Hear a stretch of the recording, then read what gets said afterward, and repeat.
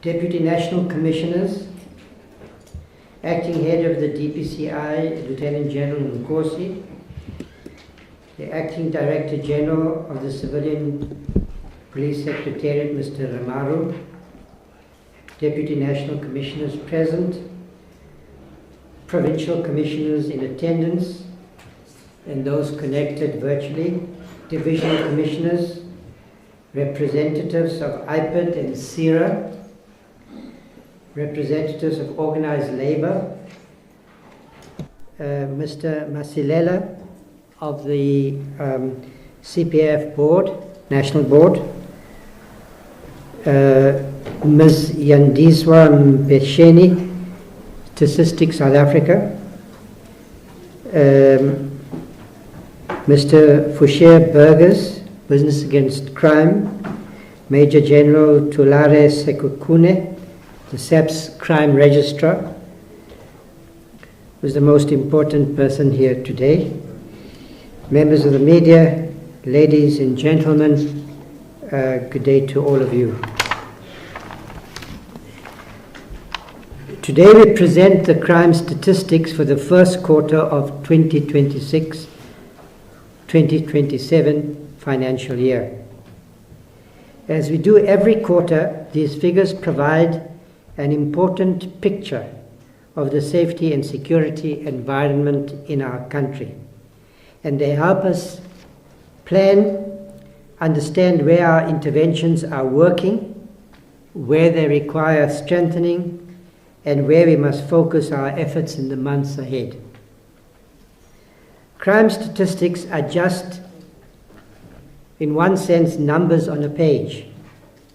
Behind the numbers is a grieving family, a traumatized community, a life that has been lost. While statistics help us measure performance, our responsibility is to protect the people of South Africa and to give the assurance to our people that their safety and security is our priority and our fundamental commitment. The South African Police Service has recorded noteworthy decreases in several parts of the country and with respect to some of the most serious contact crimes. Murder has declined, confirming a trend that has been evident over a period of time now, marking yet another consecutive quarter in which this form of crime has shown a downward trajectory, notwithstanding the fact that we are continuing to see many killings in areas affected by gang violence. We have also seen a significant reductions in crimes such as car hijacking, residential robberies, and business robberies, including cash in transit heists. This too confirms a trend that has been evident over a long period of time. Many of you might not remember a period not so long ago when the country faced annual increases in what we call trio crimes: car hijacking, residential robberies, and business robberies, as well as cash in transit heists. So here we have some evidence of results that are achieved through better policing. Major General Sekukune will provide figures, specific figures in his presentation. Some kinds of crime are committed by organized, heavily armed criminal groups that operate with some planning, organization, financing, and a level of sophistication. Gang violence is one example. The violence related to illegal mining, construction mafias, cartels disturbing the delivery of water, extortion-related crime. These are some of the patterns of crime that we're beginning to see take root in our society, and we're trying to find solutions. Other kinds of crime are interpersonal crimes, perpetrated within communities and families where the victims are known to perpetrators. Dealing with this kind of crime is in its own way a more complex challenge because of the deep social and social fabric roots that account for this pattern of criminality in South Africa. Yet we have seen sustained declining trends across some of these categories that suggests that police action, targeted operations, high visibility operations like Operation Chanela, together with the efforts of other government departments, departments across the spheres of government, as well as our efforts to strengthen community policing by working with CPFs, by trying to strengthen the patroller program across the country, which I believe should now develop into a national program that is implemented in the provinces. Restoring a sense of purpose and agency in our communities in the fight against crime is important in itself, but I think the evidence is also clear that it has a meaningful impact on improved in the fight against crime. However, while these statistics demonstrate reductions in certain categories, they do not change the reality for too many of our people that we live in a high crime society accompanied by high levels of violence.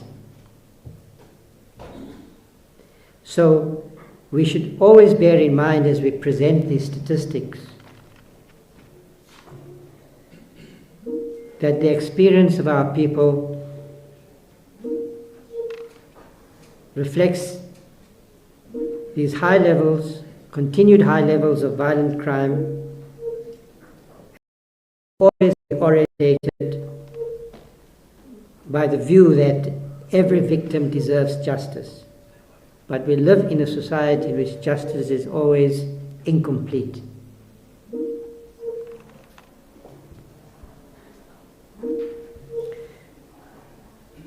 Some forms of crime have in fact increased during this reporting period, particularly those affecting women, children, and other vulnerable members of our society. Gender-based violence and femicide continues to demand urgent attention from every sector of society. The month is Women's Month. The protection of women and children and others should remain, does remain, at the center of our national agenda. After the President's characterization of gender-based violence as a national priority, I asked Deputy Minister Dr. Boshielo to lead on behalf of the department on this matter, so it has a specific focus. The statistics also continue to confirm another important trend, that crime is often highly concentrated in particular areas. That means that a relatively small number of policing precincts account for a disproportionate experience of violent crime. This reinforces our commitment to deploying our resources where they are needed most and ensuring that operational decisions are driven by this analysis of the crime patterns, by intelligence, by evidence, and so forth. These stats therefore tell us two important things at the same time. That progress is possible, but that the statistics matter because we incorporate the statistical evidence into decision making, and that our work must continue with renewed vigor. We recently convened the MINMEC. That's a structure that brings together all the provincial governments. Attended in some cases by premiers, but the MECs of community safety, the SABC leadership, key policy stakeholders, the Community Police Forum leadership, to deliberate on the challenges confronting policing in South Africa. Our discussions were frank, constructive, and focused on practical solutions. I can say that in my experience, this was one of the most effective MINMECs that I have certainly participated in, because we had a clear agenda, we had a clear process of decision making and very specific outcomes. And I'm hopeful and confident that this is going to make a contribution in the future. One of the decisions we made was to identify 140 priority stations. That each province will has an allocation of those priority stations, and the expectation then is that the provincial governments will focus the priority stations in their areas, that we will work with the station commissioners to assist them to get better results. Among the key resolutions adopted was the need to strengthen coordination between the spheres of government, including local government, improve detective services, accelerate the fight against organized crime, extortion, illegal mining, and gang-related violence, and ensure that resources are directed towards identified crime hotspots. The MINMEC also reaffirmed the importance of strengthening partnerships with municipalities, metropolitan police departments, community policing structures, and other law enforcement agencies. Every sphere of government has a role to play, and we must all be aligned behind the objective. I will say that I think this is particularly important also in the areas affected by forms of organized crime like gang-related violence. The idea that we are going to solve this kind of criminality simply with law enforcement interventions or even by deploying the army is entirely mistaken. We need stronger law enforcement, crime strategy, better coordination between the law enforcement agencies, which is the primary law enforcement agency to deal with crime, coordinating with the South African Defence Force through Operation Prosper. What we're trying to achieve, we need to have a conversation in our society about the development challenge as part of the long-term solution to deal with the social and economic roots of gang violence, extortion rackets, even illegal mining is driven by socioeconomic factors.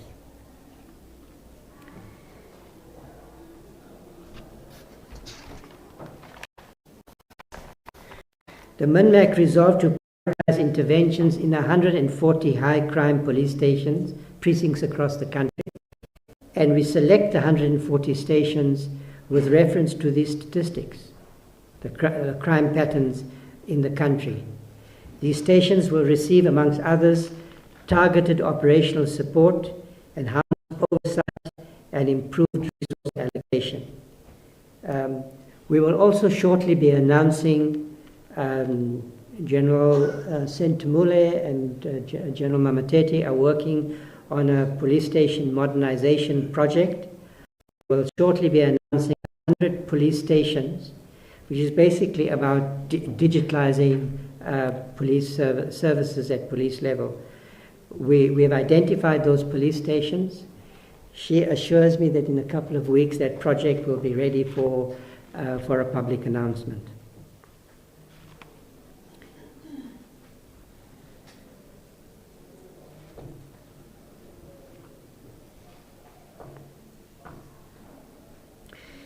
Now, there is one matter that I want to emphasize this morning, and that is the connection between alcohol abuse and violent crime. These stats show unmistakably a pattern that we have all been familiar with for a long period of time. And I'm somewhat frustrated that we haven't fully tackled this problem. Violent crimes occur mainly over the weekends, at night, and they're concentrated around liquor outlets. Many of them unlicensed, regulation. The police are doing their best to close down establishments that are unlicensed. But there's not very much we can do when too many licenses are next to schools, in communities, next to churches, and so forth are issued. We've had one liquor plan after another. Maybe we have to have another attempt at a conversation with the liquor industry. But there is no doubt that if we can tackle this particular link more effectively, this is not about abstinence. Those are decisions that individuals can take. It's about, at the very least, about responsible consumption and about the liquor industry also fully exercising its responsibilities, backed up by effective regulation and law enforcement. This kind of violent crime cannot be solved simply through police action, increasing the number of arrests and so forth. In this respect, I think provincial governments and local authorities have a particularly important role. And it would be helpful for the national conversation to focus on this matter. When we have this conversation every quarter about the crime stats, it would be helpful in the fight against crime if in the reporting that the media also reflects on the issues that need attention, like the relationship between alcohol, the abuse of alcohol, supply, and its connection with social fabric crime.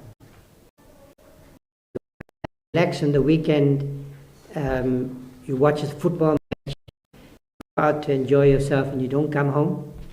What is the impact of that kind of violence on family life, on the sense of community safety? Matter that needs attention. I also want, in this context, to emphasize, as we release the stats, what I've called the reset agenda in SABC. It is now a reset agenda of the ministry and of the department and of the provincial governments. That was the outcome of the MINMAC. So as we watch the Madlanga Commission levels of decay and degeneration in the police service, let us also look at what the police are actually doing in the fight against crime, in the contribution that police officers at all levels, from the leadership down and from the bottom up, are doing to fight crime and to keep the country safe, and the steps that are being taken to address the issues that are emerging from the Madlanga Commission. For instance, to restore probity and integrity to the procurement system within SABC.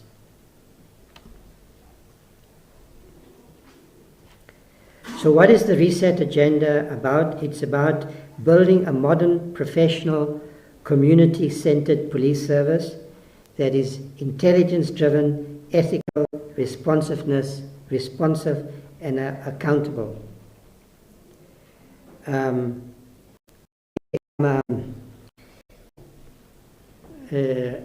don't know if I should also be so emboldened as to say that perhaps we need to restore thinking about the police service. What constitutes this is not a matter I've discussed with the leadership, so they're looking at me with some concern about to go back to the idea of a professional police service, and what does that mean for the way we think about the ranks in the police service. And I'm emboldened to say this because I've been having one-on-one conversations with, and I've been surprised about how receptive this strategic leadership in SABC, thinking long-term, thinking about the police service, saying to me that they think that this is a question that needs some re-examination. The question is what kind of police service we want to build in the next 30 years. We've achieved something in the last 30 years. We've made many mistakes as well, but we have to ask ourselves in this moment of crisis, what kind of police service we're trying to build in the country. That's what the Reset Agenda is about. Now, Kamu has prepared a very long speech. She gets upset when I delete. Well, but I'm going to bring this to an end. I made some observations which were not in the speech. So I want to talk about police safety. Two police officers were brutally murdered in Rega Park. Constable Sibeko and Constable Plamatsane. They were murdered after I visited Rega Park. That's why I was a little bit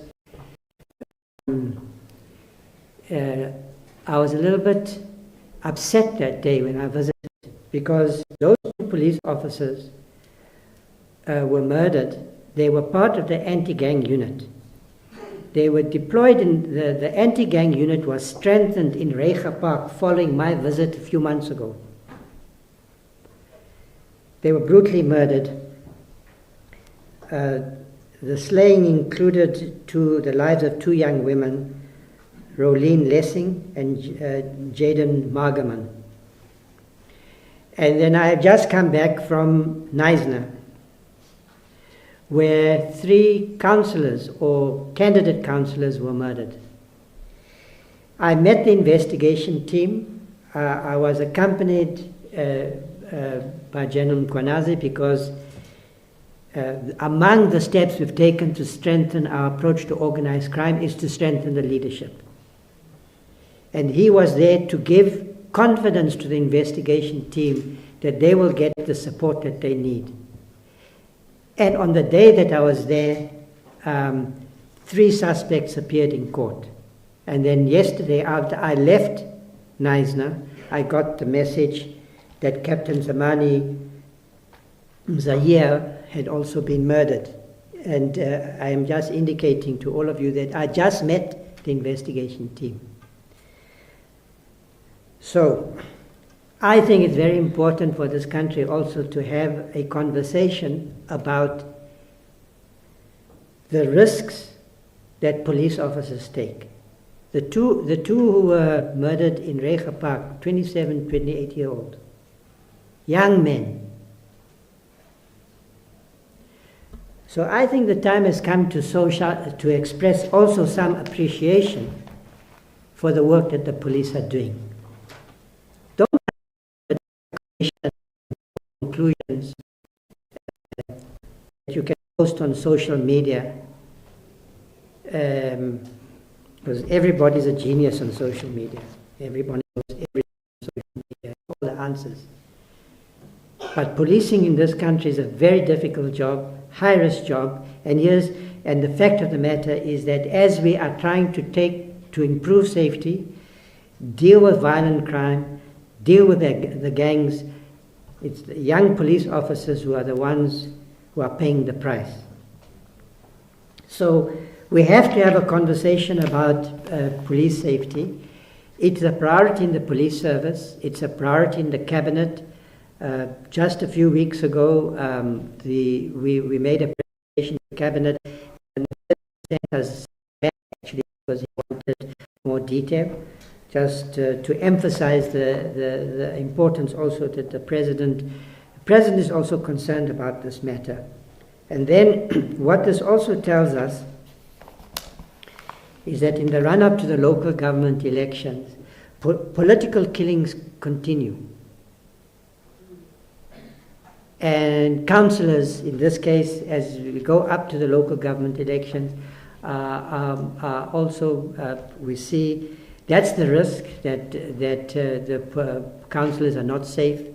I met in Knysna. I also met with the council, the mayor, the deputy mayor, the speaker, and the councillors themselves. And you can imagine that they are extremely concerned, and there's concern around the country about the safety of councillors. I think it's clear that people who want to participate in the democratic process are still vulnerable. So that's why we took a decision, in fact, to expand the jurisdiction of the PKTT to Gauteng and other parts of the country. But the challenge is that almost anyone who's a whistleblower in a government department can be vulnerable. I attended Babita's memorial service the other day. People responsible for her murder, not the people who did the shooting, but the people who financed and authorized that murder haven't been brought to justice. So that's unfinished business. So, ladies and gentlemen, members of the media, the first quarter crime stats demonstrate that we are making progress. And I do know that because we're seeing what's going on in the Madlanga Commission every day, and because every day our people experience violent crime, it's difficult to believe, but there is progress. And I'm willing to say that again. I said that at the last media conference, that there is progress, that the police are making progress in the fight against crime. And that tells you that we do have a police service made up of 180,000 police officers who come to do their work every day. Otherwise, we would not be able to release statistics like this. There are also significant challenges that remain, and so we cannot rest. We cannot be complacent. The SAP's reset agenda, together with the resolutions adopted at the police MINMEC, by the way, the issue of alcohol consumption was also addressed at that MINMEC, and there are clear resolutions that emerged from that MINMEC, also provide clear direction for the work ahead. And I'm not just making rhetorical statements. I think that if the national ministry, I see the national ministry as the provincial MECs as part of a national team. They are not just provincial MECs or my subordinates. They are part of my team. We are equals.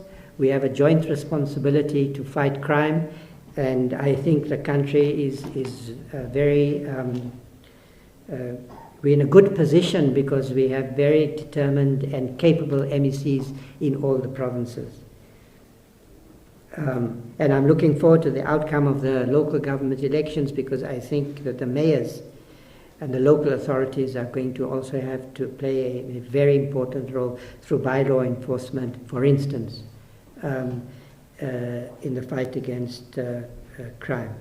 By strengthening intelligence, improving investigations, supporting our frontline officers, embracing innovation and building stronger partnerships with communities, we can continue driving crime down in the right direction.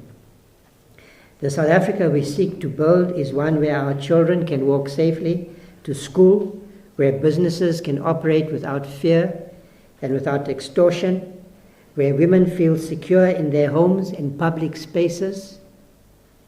I often hear from women in our society how the fact that we cannot use public spaces with a sense of safety and security is something that they compare. When we compare ourselves with other countries, we compare adversely. We should be able to live in a society where women particularly can walk anywhere at any time, dressed the way they want to dress, have fun, go out on the weekends, go to school, go to university, be safe. We don't live in that kind of reality yet. This vision will not be achieved by government alone. It requires all hands on deck, together with communities, law enforcement agencies, civil society, and every law-abiding South African citizen. We can build a safer nation. We must build a safer nation. We are not there yet there. South Africa is an unfinished project, but we must remain determined, united, and focused on getting there. And if we do, we certainly will. Thank you, Giyabonga. Thank you very much.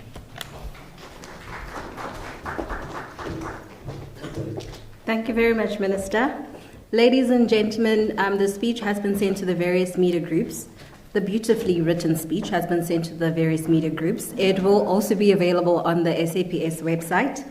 Ladies and gentlemen, at this point, without wasting time, I would like to call, in the Minister's words, the star of the show, Major General Tulares Kukuni, who is the Crime Registrar of the SABC.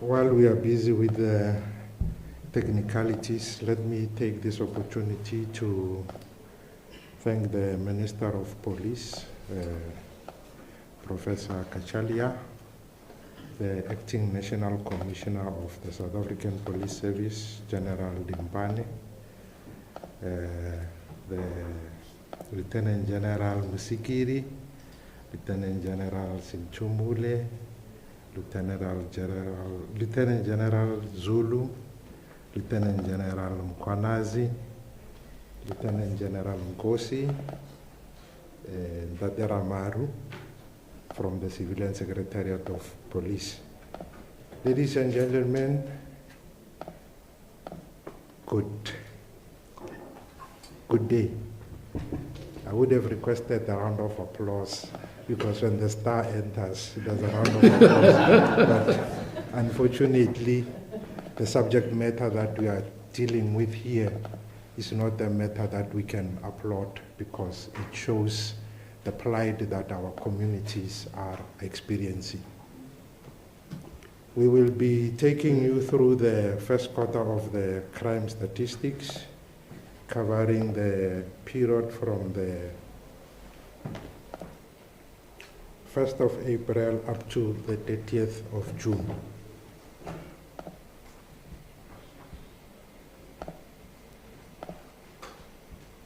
just want to get the technicalities out of the way so that we can start with the flighting of the presentation.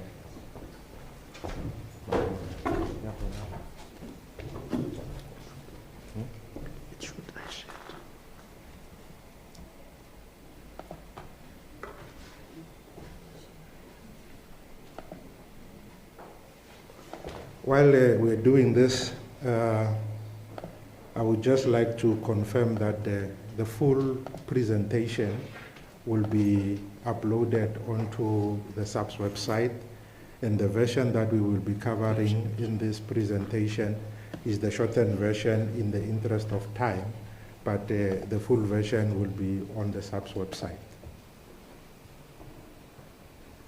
I've shared it, and it's not showing.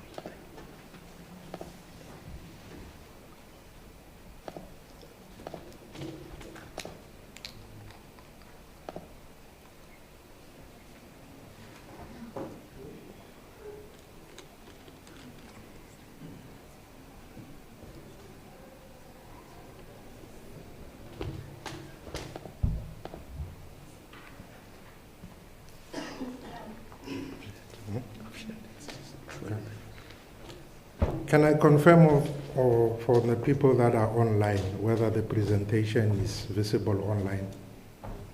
It's not.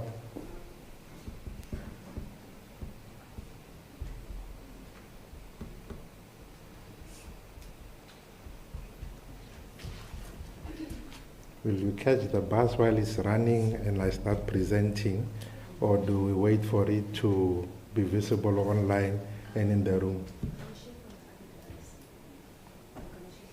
Okay.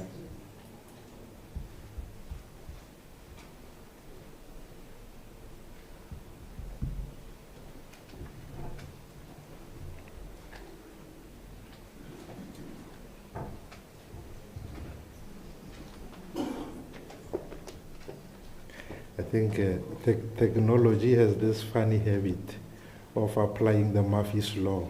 You test it 10 minutes before the presentation starts, and everything works perfect. And then the moment that you are supposed to get on with the presentation, then the hiccups do happen. Yeah.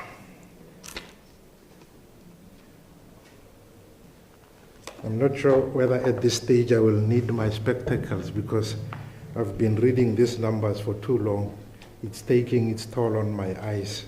So I'll wear the spectacles to make sure that I read the numbers correctly.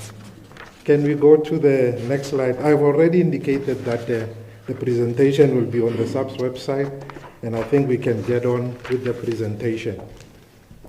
For the current quarter, as is the norm, we normally start with a table that shows how the South African Police Service have performed, or what the crimes that have been reported to the South African Police Service. On the left-hand side of this table is the national figures, and then on the right-hand side is the figures per province. I'm just taking a laser pointer, but I know it won't show there. So what we are observing in this current quarter is that we have recorded a reduction in terms of the murders. They have gone down by 343 counts.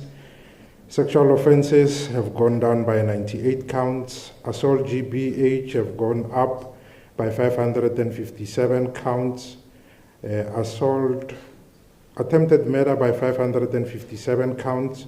Assault GBH by 930 counts. Common assault by 830 counts. Common robbery by 574 counts, robbery with aggravating circumstances 4,636 counts decrease, and the sum total of the contact crimes have gone down by 3,334. Now on the right hand side we have the provincial comparison. Starting again with the murders, we see that only 2 provinces have recorded increases in terms of the murder. That is the province of the Mpumalanga and Northwest. All the other 7 provinces have recorded decreases. Furthermore, 2 provinces, that is the Northwest and the Western Cape, have recorded decreases in terms of the attempted murders. Then also we have the Northwest, Northern Cape and Western Cape that have recorded decreases in terms of the common assault, even though the attempted murder, assault GBH and common assault have increased at the national level. What we have observed, especially on those 3 crimes that have recorded increases, is that almost 67% of assault GBH were as a result of arguments, revenge, or retaliation. And when we drill down into the causative factors of those attempted murders, we found that 40% of the attempted murders were also attributable to arguments, revenge, and retaliation.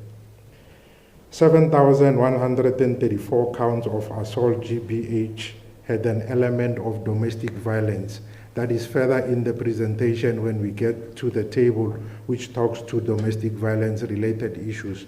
We found that most of the assault GBH that we have seen having increased in this current quarter can also be attributable to domestic violence. And 14,392 common assaults also had an element of domestic violence. Then moving on to the subcategories of sexual offenses, starting with the rape, we see that we have recorded increases in 3 provinces, that is Mpumalanga, Northern Cape, and the Western Cape have recorded increases, whereas the provinces that have recorded decreases were Gauteng, KwaZulu-Natal, Limpopo, and Northwest. And the Eastern Cape and the Free State recorded the same numbers as in the previous comparable period.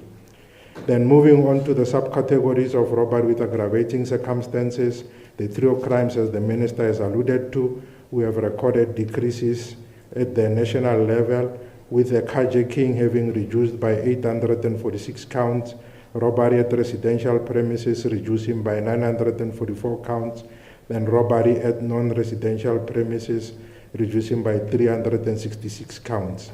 For the provinces, we have recorded decreases across all the 9 provinces when it comes to carjacking and also for robbery at residential premises. Then for robbery at non-residential premises, we have recorded only 1 province that has recorded an increase in terms of robbery at non-residential premises, which was the province of the Western Cape. Then moving on to the robberies of cash in transit, we have reduced 2 counts, that is from the previous 35 counts, currently we have recorded 33 counts. We did not have any bank robberies for the current quarter, and the truck hijackings, we have recorded a reduction of 87 counts. Then on the next slide, we see that we have recorded increases in terms of the malicious damage to property. However, for ASEAN, we have recorded a reduction of 104. Malicious damage to property has increased by 626 counts, and only 2 provinces have achieved reduction when it comes to malicious damage to property. And the sum total of the contact-related crimes increased by 522. Then for the property-related crimes, starting with burglary at non-residential premises, we have recorded a reduction of 161. Burglary at residential premises, a reduction of 2,325. Theft of motor vehicle and motorcycle, a reduction of 528. Theft out of or from motor vehicle, an increase of 21 counts, and stock theft, a reduction of 377. Meaning that in terms of the 5 crime types that make up the broad category of property-related crimes, we have only realized an increase in 1, which was theft out of or from motor vehicle, and the 4 other crimes that make up that category have recorded decreases. Then for other serious crimes, we have recorded a decrease in terms of all theft not mentioned elsewhere. We, however, have recorded an increase in terms of commercial crime and another decrease in terms of shoplifting. and the sum total of the other serious crimes reduced by 604 counts. And the sum total for the 17 community reported crimes decreased by 6,787. Then moving on to the crime detected as a result of police action, where these are proxy for proactive policing initiative. The desired trajectory of change is an increase, and when we are recording an increase, it is what we desire, and therefore it is color-coded green. Then starting with illegal possession of firearm and ammunition, we have recovered less than what we have recovered in the previous comparable period, that is 258 less. Then for drug-related crimes, we have increased the detection of those by 5,950.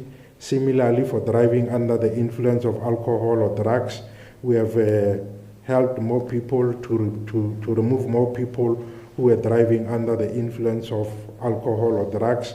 That is 1,300 more counts. We, however, did not achieve in terms of sexual offenses detected as a result of police action. We are 25 counts less compared to the previous comparable period. And for the sum total of crime detected as a result of police action, we have increased those by 6,967 counts. Then moving on to the next slide, we look at the similar categories of crime, where we start with the contact crimes. These are the crimes against the person.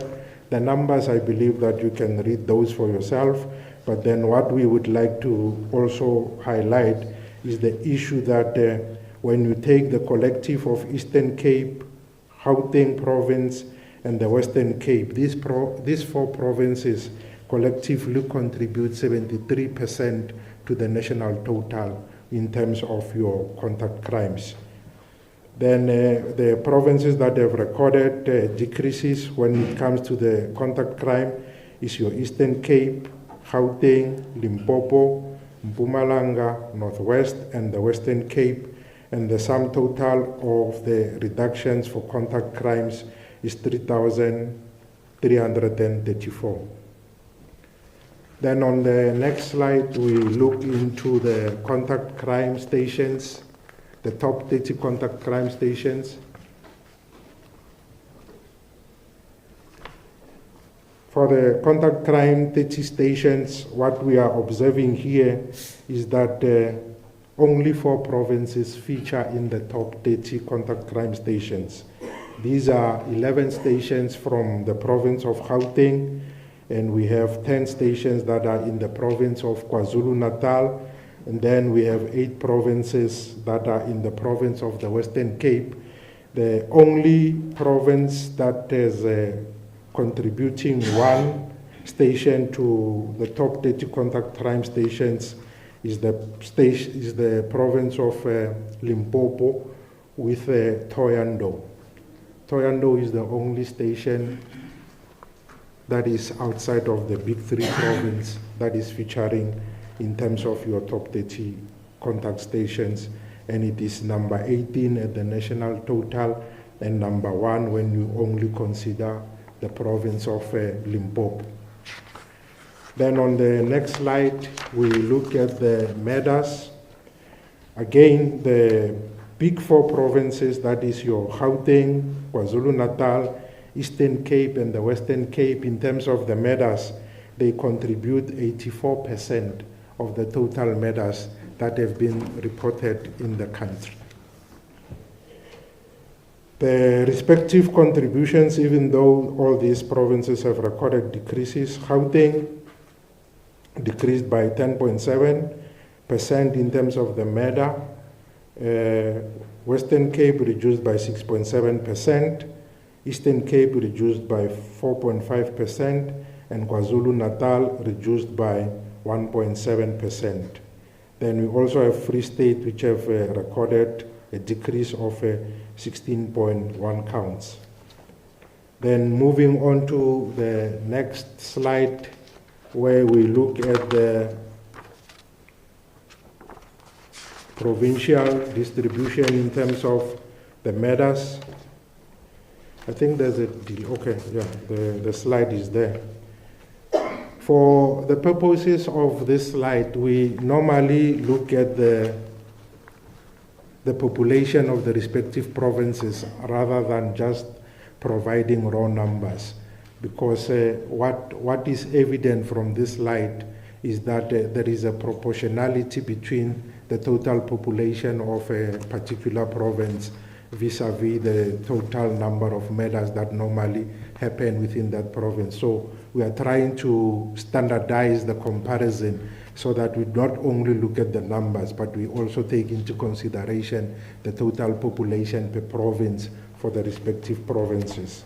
So what we have observed using the mid-year population estimates from the 2021 series as obtained from Stats SA, we see that the province with the highest per capita murder is the province of the Eastern Cape with 15 or 16 per 100,000 murders. The second highest is the province of the Western Cape with 14 per 100,000. The third highest province is the province of KwaZulu-Natal with 10 per 100,000. Then Gauteng is at 7 per 100,000. Then Mpumalanga, Northwest, and the Free State, they are sitting there around 5 per 100,000. The Northern Cape is sitting at 4 per 100,000. Then Limpopo is the province with the least per capita murder of 3 per 100,000. Then we move on to the causative factors in terms of the murders. We drew a sample of 5,170 counts and tried to check what were the causative factors that were indicated in the commission of these murders. What we have observed is that most of the murders were attributable to arguments, misunderstanding, and provocation, which was indicated in 880 of the incidents that we perused. And the province which had the highest number of murders attributable to arguments was the Western Cape with 210, the Eastern Cape with 195, and Gauteng province at number 3 with 164. Then moving further at, I think it's row number 5, where we look at the gang-related murders. From the same sample, we observed that 251 of the murders were attributable to gang-related incidents, and the bulk of these were in the province of the Western Cape, with 217 of the murders attributable to gang-related. Then the second highest was the province of Gauteng with 29 and the Eastern Cape with 2. Then we also had from the fourth line from the bottom, we had murders of law enforcement and security guards, which exclude police officers. We see that there were 25 of these law enforcement and security guards that were killed in the line of duty. And if you bring the 6 police officers that were also killed in the line of duty, this brings the total number of security personnel, including police officers that were killed on duty, to 31 counts. However, if you were to take the total number of police officers that were killed and add it to this, the sum total of these numbers add up to 42 law enforcement or security personnel that were killed in the current court. I guess by all standards, this is a large number for people that are involved in security cluster and police-related issues that can be killed in a space of plus minus 90 days. The number is highly unacceptable. Then we also have one causative factor that in the current quarter exclusively happened in the province of Gauteng, that is illicit mining. All the 18 murders that had been recorded in the current quarter for illicit mining, or those that were classified as illicit mining, they all happened in the province of Gauteng. Then we also had 16 murders that were rape-related. Then moving on to the places of occurrence of the murders, again from the same sample of 5,170 counts of the murders, we see that 2,871 of the murders happened at public places. The second highest contributing place for the occurrence of the murders was at the residence of the perpetrator, which was 1,614. This is almost 31% of the murders that, from the sample that we have drawn, that indicate that people are not safe in their residences, including residences known to the victim. And it highlights an element of social interaction where the people initially interact maybe through consuming alcohol and other mind-altering substances that they end up fighting, and these fights in some instances results in murder. We also have 213 of the murders that have taken place at places where it is known that alcohol is being sold. That will include your shebeens, tavern, pubs, bottle store, and nightclubs. Then we also have 75 of the murders that have taken place at the tuck shop. The majority of those were in the province of the Western Cape with 30, followed by KwaZulu-Natal at 19 and Gauteng province at 15. I think the rest of the places of occurrence can be read from the slide. Then this slide simply shows that we are living in a society whereby it is, I don't know whether to say, I think it's a heartless society whereby in one incident we can have plus minus 13 people being killed in one incident, and the very same incident resulting in 14 attempted murders. So in this particular incident that happened was in Cleveland, where in total 27 people were victims. 13 of those were killed and 14 was attempted murders. We also have a case in Melmoth, which was robbery related. This particular one in Melmoth resulted in 7 victims that were killed and a person that was raped. This was 7 family members, 4 women and 3 men were robbed and murdered after being kidnapped from their home. 1 woman was raped during the incident. However, 3 suspects have been arrested, and one of them is the former employee of this family that has been killed. Then moving on to the weapon that had been used in the previous slide, we showed that there is not a one-to-one relationship between a dead body and a firearm. As many people can be killed in one incident, either with one firearm or many firearms.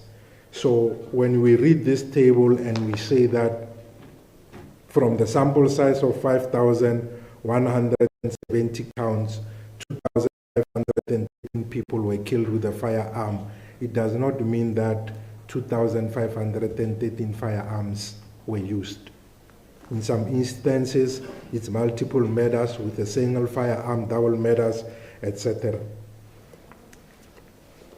However, the weapon of choice, as we see in this table, is a firearm which has been used in 2,513 counts. The majority of those firearm-related deaths happened in the province of the Western Cape, which is 663. The second was Gauteng with 652, KwaZulu-Natal at number 3 with 580, and the Eastern Cape at number 4 with 369. Then the second weapon of choice is a knife, followed by sharp instrument, blunt instrument, and body parts. Body parts literally means that people were either kicked, punched, and etc. So it does not mean that a certain body part. It literally means that the murder was committed either with a fist or kicking and all those things.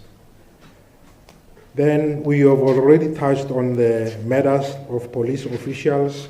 We have indicated that in the current quarter, there were 16 police officials that were killed, and of these police officials that were killed, 11 were off duty and 6 were on duty. And those that were on duty, I think 2 were attending to a complaint, 2 were following up on information, and the other 2 were doing proactive policing duties.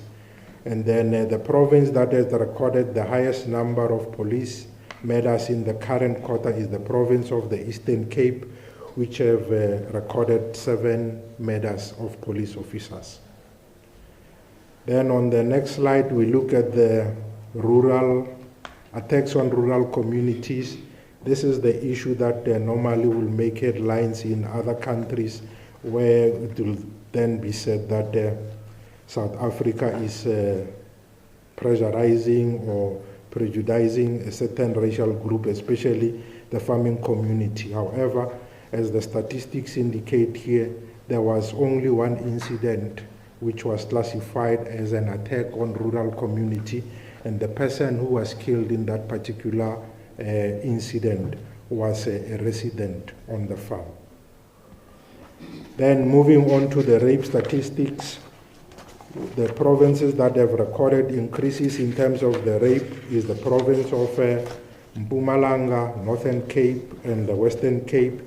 The other 4 provinces, which is Gauteng, KwaZulu-Natal, and Limpopo and Northwest, have recorded decreases, whereas Eastern Cape and Free State recorded the same number as in the previous comparable period. Then this, similar to the matters, we look at the per capita, and we see that the province of the Eastern Cape is the one with the highest per capita rape of 22 per 100,000, followed by the Northern Cape with 21 per 100,000, and the Free State with 20 per 100,000. Again, we use the mid-year population estimates as obtained from Stats SA to standardize the comparison across the provinces. Then moving on to the places of occurrence of the rape, what we have observed is that from a sample of 6,596, 4,121 of the rapes happened at the residence of the perpetrator, including residents known by the victim, perpetrator, or family members. And in terms of percentages, this is 62% of the rapes that from the sample that we have drawn are taking place at the residences of the perpetrator, again showing an element of acquaintances or social element in the rapes that we are experiencing.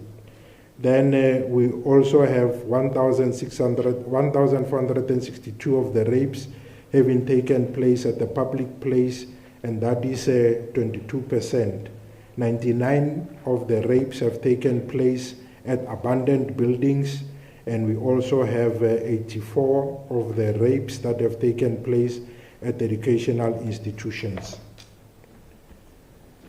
Then the use and abuse of alcohol in the commission of the crimes. The blue color indicates, can we go to the slide on next? Conduct crime, liquor, and drug related.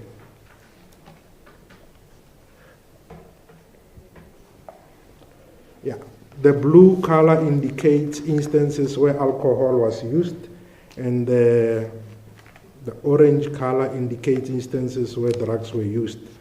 We have 250 murders whereby alcohol was used, 620 attempted murders where alcohol was used, and 1,433 incidents where alcohol was used. Assault GBH 5,136. And the bottom table indicates confirmed murders and attempted murders that have taken place at the place where alcohol is being sold.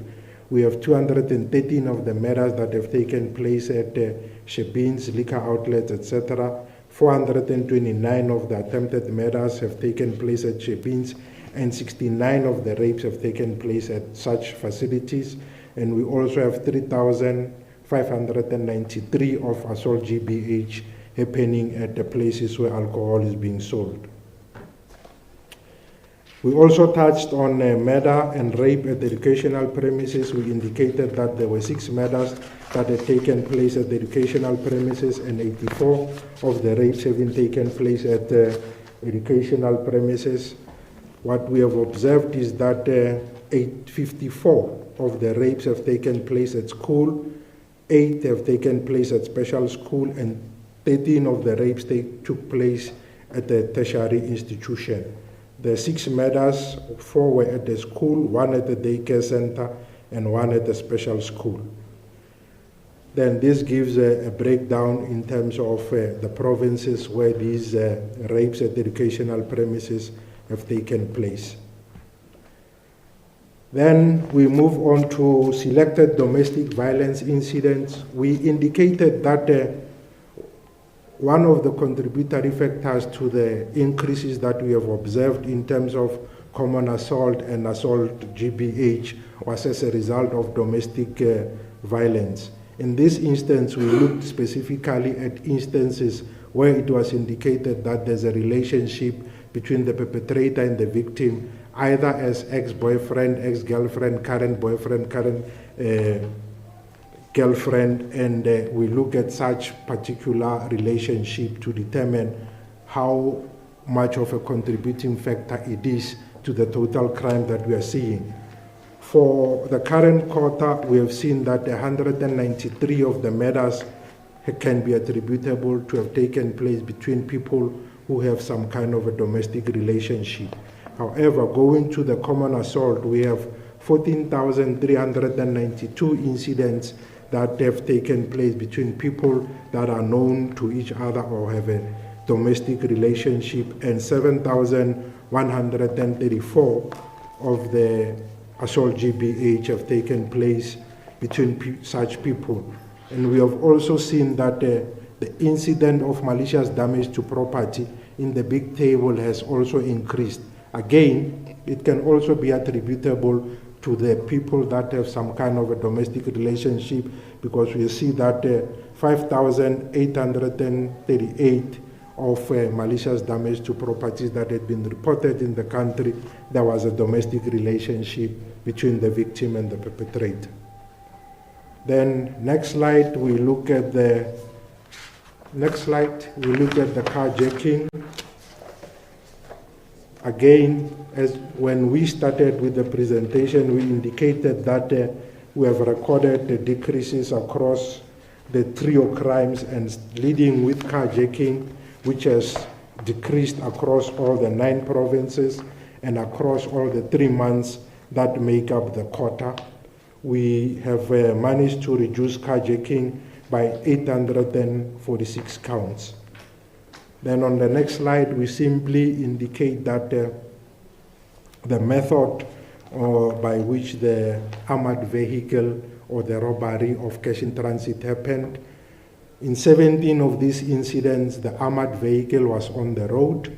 7 of these, when the armored vehicle was on the road, happened in the province of KwaZulu-Natal, 3 in the Eastern Cape, 2 in Gauteng and Free State, and 1 each in Northwest, Western Cape, and in Mpumalanga.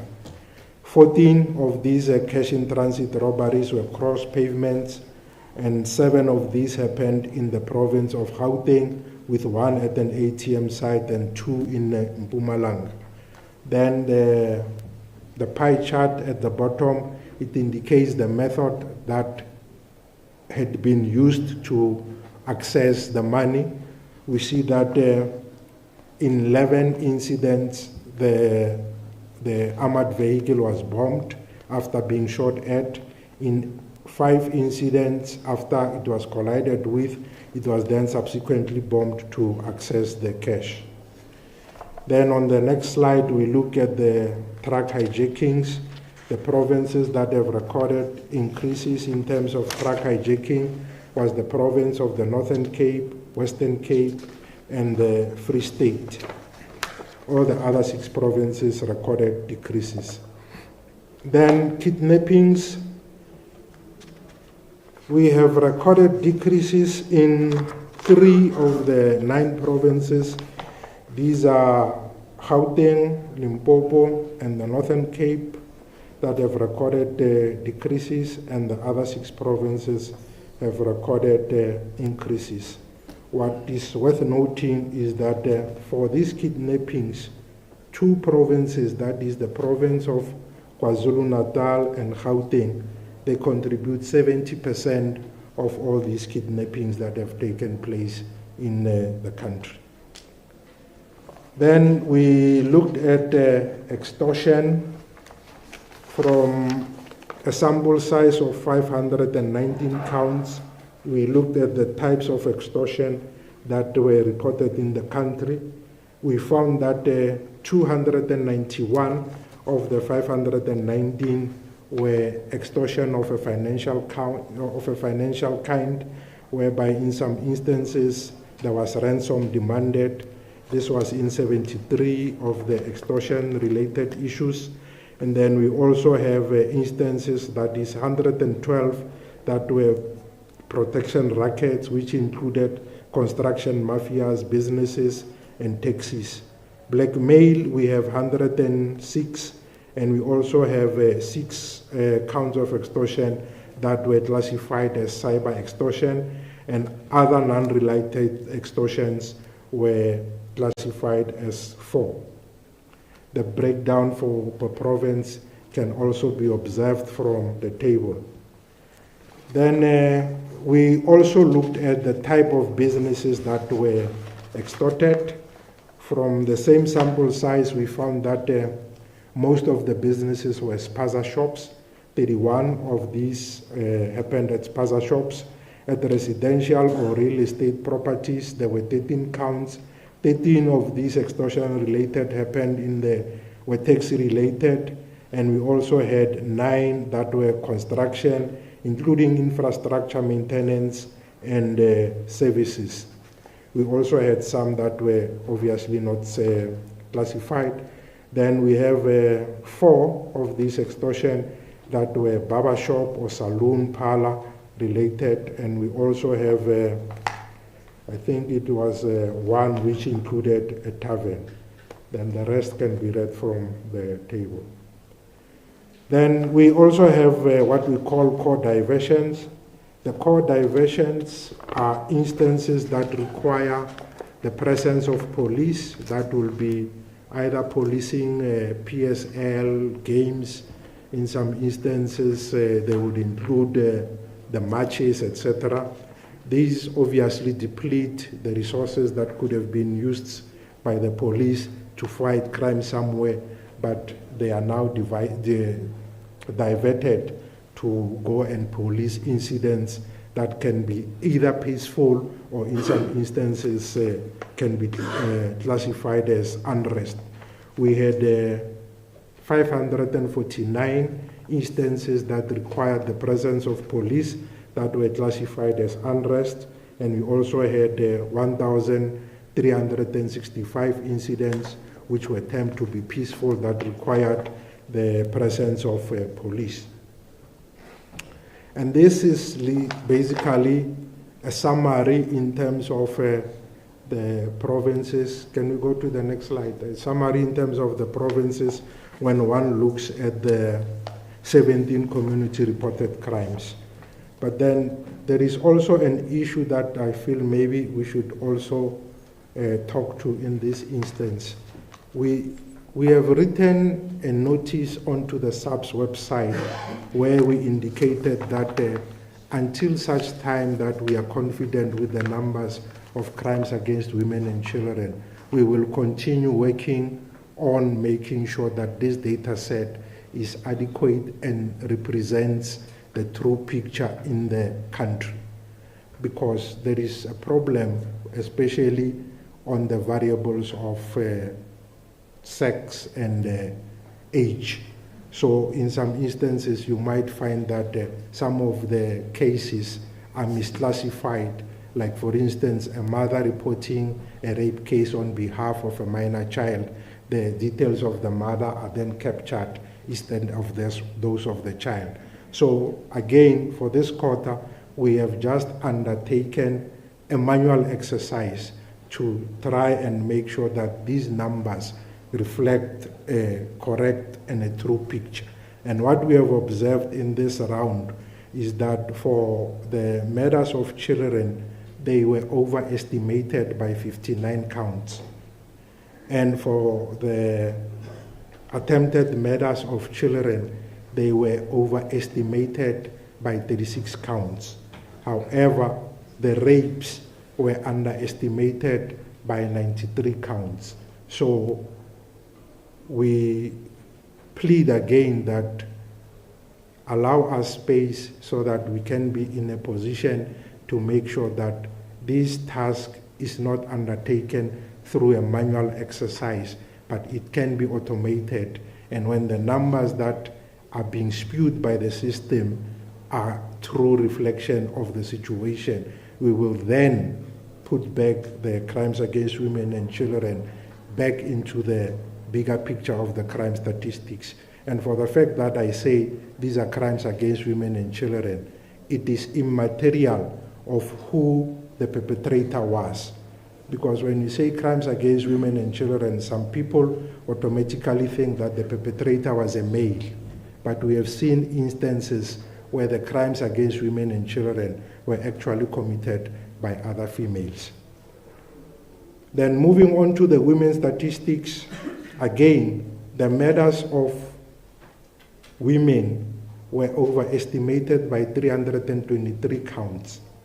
The attempted murders of women were overestimated by 364 counts. That will be instances whereby you find that the mother is captured instead of the child, or the gender is not adequately captured.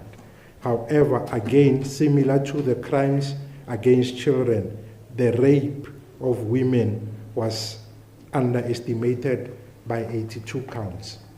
So these are the initiatives that we are taking to ensure that whenever we come and brief the members of the media and the population at large, we want to make sure that the numbers that we are talking about have been quality assured and are in line with the South African Statistical Quality Assessment Framework, and in due course they will then be shared with Stats SA for verification and classification purposes as official statistics. Until such exercise has been done, we plead with those that are not statistically inclined to let the statisticians do their work in the best way that they know how. I thank you.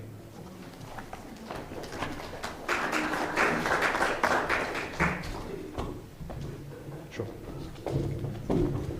Thank you very much to Major General Sulares Kupune, who is the SAPS Crime Registrar. Ladies and gentlemen, at this point, I would like to call upon the Acting National Commissioner to just come and provide an overview of the operations and successes captured in this quarter.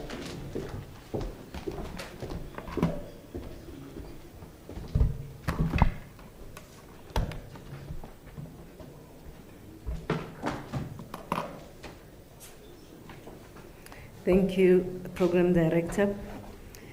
Greetings to the Acting Minister of Police, Professor Firoz Cachalia, the Deputy National Commissioners who are present here today, the Acting Head of the DPCI, Lieutenant General Nkosi, the Provincial Commissioners present, as well as those that are connected online, the Divisional Commissioners present, the Deputy Director General from Statistics South Africa, Ms. Yandisa Mpesheni, and your team, the Deputy Director General Acting from Civilian Secretariat, Ntate Ramaru, representatives from Organized Labor, the Executive Program Manager from BAXA, Mr. Foshia Begas, the CPF Board Representative, Mr. Masilela, members of the media, ladies and gentlemen, good day. Today we release a set of crime statistics that must be understood not merely as numbers on a page, but as a measure of the lived reality of our communities, and equally as a reflection of the intensity, direction, and effectiveness of policing operations across the country. Behind every statistic is a victim, a family, a community, and in many instances, a police officer who has worked under difficult and demanding circumstances to prevent crime, to apprehend perpetrators, as well as to restore safety.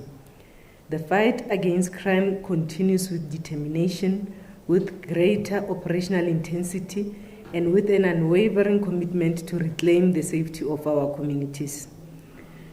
Minister, as well as members of the media, as part of the Women's Month program, yesterday we addressed the SABC Women's Day event as part and parcel of Public Service Women's Management Week, bringing together women across the rank structure to strengthen our collective commitment to women's transformation and leadership. This morning, we translated that commitment into action through an operation that is carried out by women in Roslyn. This operation, Minister, is called Operation Basadi. Women in their numbers are currently in Pretoria North, forming part of the nationwide operations that we started on the 1st of August. Across 1,943 operations conducted by women in sub-provinces as well as divisions, 4,096 arrests have been secured, including 622 for contact crimes as well as over 1,000 through intensified police action, while over 2,000 firearms as well as ammunition items were confiscated and 213 warrants executed.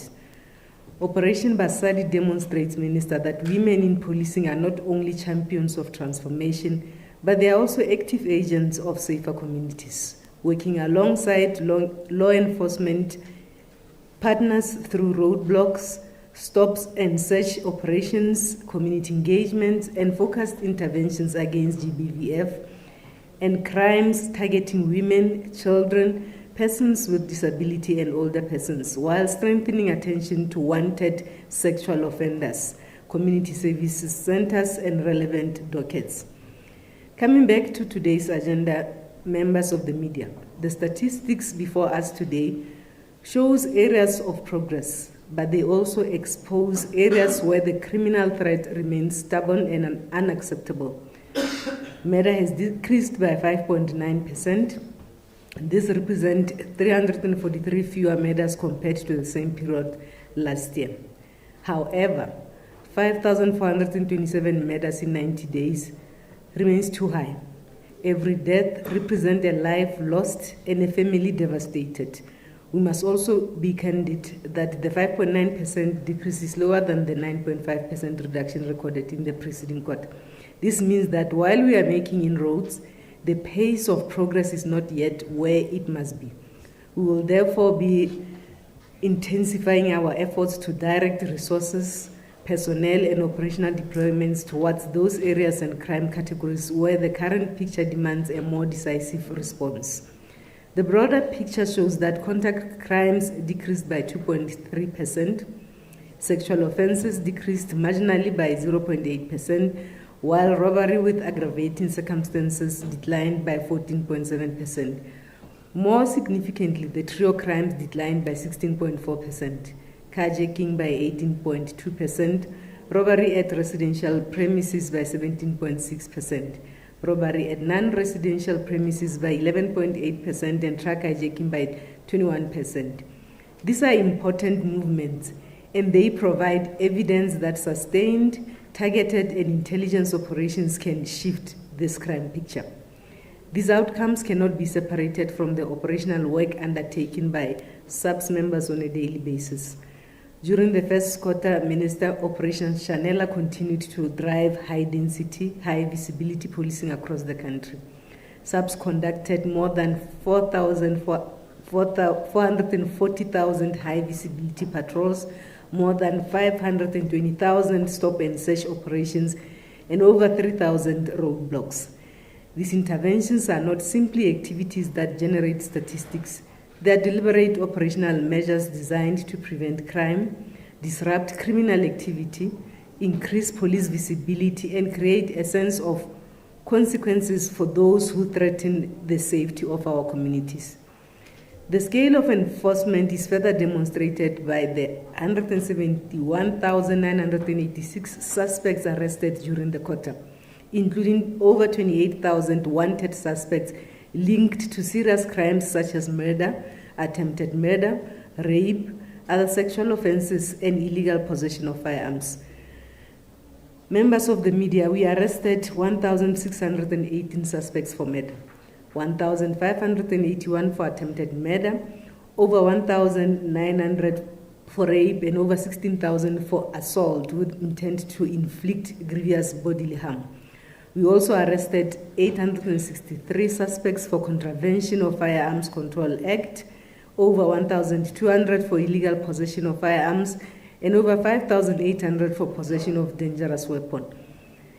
The fight against drugs remains central to our operational strategy because drugs are a significant driver of violence, a significant driver of organized criminality and social disorder. During this quarter, underreporting, 4,594 suspects were arrested for dealing in drugs and over 29,000 for possession of drugs. Members of the media, the recent 600 million drug bust in Musina, Limpopo demonstrates that the South African Police Service's intelligence-driven approach to dismantling organized drug trafficking network is bearing results. A sophisticated crystal meth manufacturing operation was uncovered with 5 suspects who are 2 Mexican nationals, 2 Zimbabwean nationals, and 1 Malawian national, and these suspects were arrested. This breakthrough was followed by another major interception at OR Tambo International Airport on Tuesday, the 25th of August, where custom officials as well as subs seized approximately 334 kilograms of suspected cocaine valued at more than 200 million. While no arrests have yet to be made in the OR Tambo matter, investigations are currently underway to identify and apprehend those behind these consignments. These operations demonstrate the sustained operational pressure SABC is bringing to bear on organized criminal networks and the illicit drug trade. We also closed over 6,500 liquor premises for the quarter. This was for various contraventions, and we also arrested 9,813 motorists for driving under the influence of alcohol. These interventions are very important because the patterns emerging from our crime analysis increasingly demonstrate the intersection between alcohol, the minister has touched on this, alcohol, drugs, violent behavior, and certain categories of contact crime. Our operational response also focused on removing the tools of criminality. The South African Police Service seized 1,583 illegal firearms, including over 1,300 handguns and 136 rifles, together with 27,000 rounds of ammunition. Approximately 1.2 million in cash suspected to be linked to criminal activities was also seized, while 780 hijacked and stolen vehicles were recovered. A further 373 suspects were arrested for illicit mining. These interventions demonstrate that our approach is increasingly directed at disrupting the ecosystems that enables crime, rather than simply responding to crime after it has occurred. Most importantly, the results we are seeing are substantially driven by intelligence-led policing. We are therefore repurposing our crime intelligence to become the center of proactive policing. We are strengthening its capacity to identify threats, anticipate criminal activity, develop actionable intelligence, and direct operational resources where they will have the greatest impact. This includes the filling of critical vacancies within the CI and strengthening the capability required to convert intelligence into decisive operational action. Members of the media, Minister, the recent withdrawal of cases involving crime intelligence leadership and members must be understood within the broader principle of institutional credibility, due process, justice, and the rule of law. The unfolding processes demonstrate that institutions must be allowed to perform their functions without undue interference. This is an important reflection on the maturity of our democratic institutions and reinforces our commitment to lawful, fair, and accountable policing. At the organizational level, the implementation of the reset agenda is progressing well. We are advancing reforms in the areas previously identified as requiring attention, with a particular focus on accountability, professionalism, ethical leadership, discipline and consequence management, and operational effectiveness. Our supply chain reforms are currently underway, with fleet management and infrastructure projects receiving priority attention. At station level, the modernization program is already being rolled out in provinces. These reforms are not an administrative exercise. They are an operational enabler.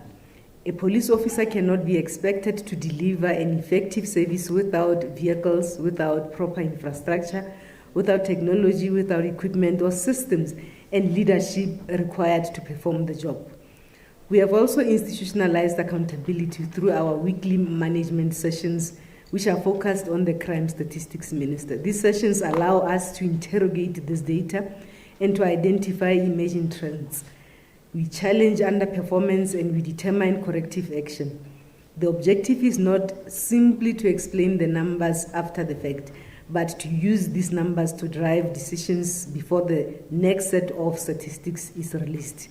Where we see improvement, Minister, we must understand what worked and we need to sustain such. Where categories remain stubborn, we must change our approach. The increases in attempted murder, assault with intent to inflict grievous bodily harm, and common assault requires particular attention. Our analysis indicates that alcohol and drugs are among the contributing factors, while public areas and residences remain significant places of occurrence, particularly in relation to violent crimes, rape as well as murder. We are therefore strengthening interventions aimed at addressing these causative factors, Minister, working with communities, with relevant stakeholders, as well as to ensure that we prevent violence before it escalates into serious and fatal offenses. The integrated organized crime implementation plan has also moved from strategy into implementation. Its purpose is to identify, disrupt, and dismantle organized criminal syndicates and the networks that sustains them. We will continue to pursue not only the foot soldiers of organized crime, but also the organizers, the financiers, facilitators, and enablers who profit from criminality. The work of policing does not end with an arrest. During this period, over 2,900 persons were sentenced to imprisonment for serious offenses, including 153 life sentences. Among those sentenced to life imprisonment were 33 persons convicted of murder and 116 convicted for rape.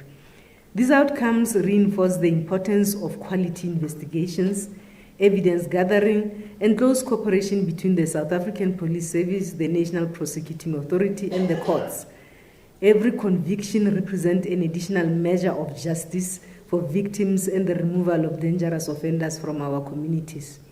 Ladies and gentlemen, during the same period, the criminal justice system continued to demonstrate a firm and uncompromising response to gender-based violence and femicide, with 648 perpetrators sentenced to imprisonment, including 98 sentenced to life imprisonment and 70 to 20 years or more.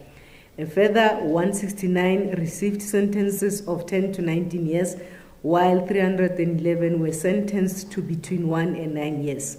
These outcomes send a clear and an unequivocal message that GBVF perpetrators will be pursued, they will be prosecuted, and they will be held accountable with the full might of the law brought to bear against those who commit these devastating crimes. Operational interventions to address police killings are continuously reinforced at all levels.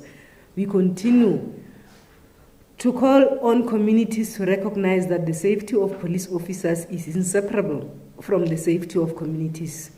Our members cannot protect society effectively if society does not also stand against attack on those who protect it. We urge communities to continue providing information and to also reject criminality, and we urge communities to support our officers. Our responsibility now is to convert these operational gains into sustained and measurable improvements in the crime picture. We are determined to reframe the reputation of the South African Police Service through improved, credible and professional operational response, to restore public trust through accountability, integrity and visible service delivery, and to strengthen community participation as a force multiplier in the fight against crime. Minister, station accountability and performance will therefore be intensified, particularly in problematic policing precincts. And in our response to the 17 community-reported serious crime categories, we are relentlessly focusing on the areas where communities experience the greatest harm. The station remains the front line of policing, and its performance must be measured by the safety outcomes experienced by the communities it serves.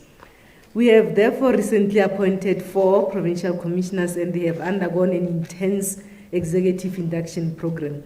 This program was the first program of its kind designed specifically for lieutenant generals in the history of the SABC. This intervention is part of strengthening executive leadership, governance and accountability across the provinces. We expect our provincial leaders to translate strategy into operational results and to ensure that every policing precinct is driven by discipline, professionalism, intelligence and measurable performance. I want to take this opportunity, Minister, to encourage our men and women in blue across the country for their continued determination and solid focus in the fight against crime. The over 171,000 arrests, the thousands of firearms and rounds of ammunition removed from circulation, the recovery of stolen and hijacked vehicles, the disruptions of organized crime, the thousands of high visibility operations, and the countless interventions that never makes the headlines are evidence that policing continues with determination. We recognize that our members are operating in an environment of competing demands and a significant organizational and societal challenges. Yet, Minister, they continue to serve. We therefore call upon every police officer to remain disciplined, to remain courageous, to remain professional and operationally focused. Do not become complacent because crime has declined in certain categories, and do not become discouraged because some of the categories remain stubborn. We must remain firm and resilient in the fight against crime. The statistics tell us where we are. Our operational response will determine where we go next. We acknowledge that crime volumes remain unacceptably high. We acknowledge the gaps. We acknowledge the agency. But we also recognize the progress and the capacity within this organization do more. Our resolve is therefore unequivocal. We will intensify intelligence-led policing. We will continue to strengthen station accountability, disruption of organized crime, and the removal of illegal firearms and drugs from our communities. We will improve investigation, strengthen partnerships, and deploy our resources where they will have the greatest impact. We will not measure success merely by the number of arrests we make, but by the safer communities we build, the confidence we restore, and the lives we have protected. The South African Police Services therefore remains committed to this mission. We will continue to pursue criminals, dismantle criminal networks, and protect our communities, and uphold the Constitution and the rule of law. Thank you.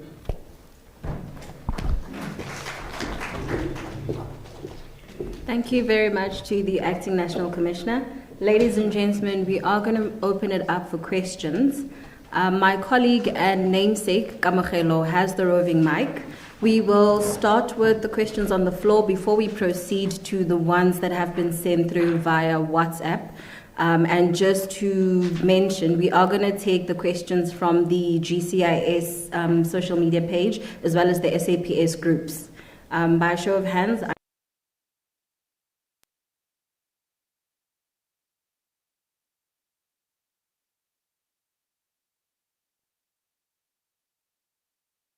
Hello.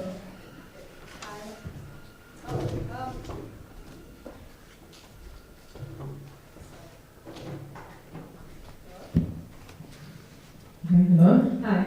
My name is Nalini Mashishi. I'm a reporter from the Daily Maverick. I just have two quick questions. The first one is related to murder. Could someone provide an explanation for the declining rates?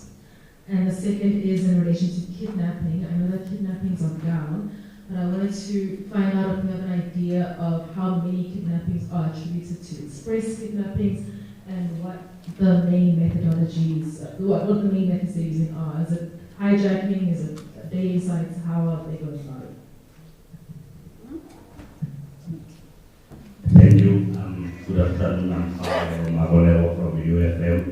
I had a similar question about kidnapping. In particular, I don't know how to explain this. Kidnapping of people who come from East Africa and Middle East. It's my observation that they seem to be snatched more, as well as South Africans of Indian origin. Is there any formal information that shows this to be the case? And if so, why are they being targeted? And just your reaction, Minister, to the amendments that are being pursued by Cabinet currently to finally criminalize illicit mining. I know that in the past we couldn't charge people for the actual crime. And still on illicit mining, what happens to the heavy machinery that you find when you pounce on these people operating? I've seen it's quite serious equipment, and for you to move it, what does the SABC remove it? And if so, you really have the resources to move such heavy equipment? I'm sure it would have some kind of a dent on your budget. Thank you. Hello everyone, Cecilia Pecha from Newsroom Africa. Minister, you touched on women's safety and how much they do not feel safe. And one of the issues that we've seen circulating on social media is the fact that women, well, not women only, but a lot of people feel that the tangible one, that is the emergency services of the SAPS, they do not get assistance.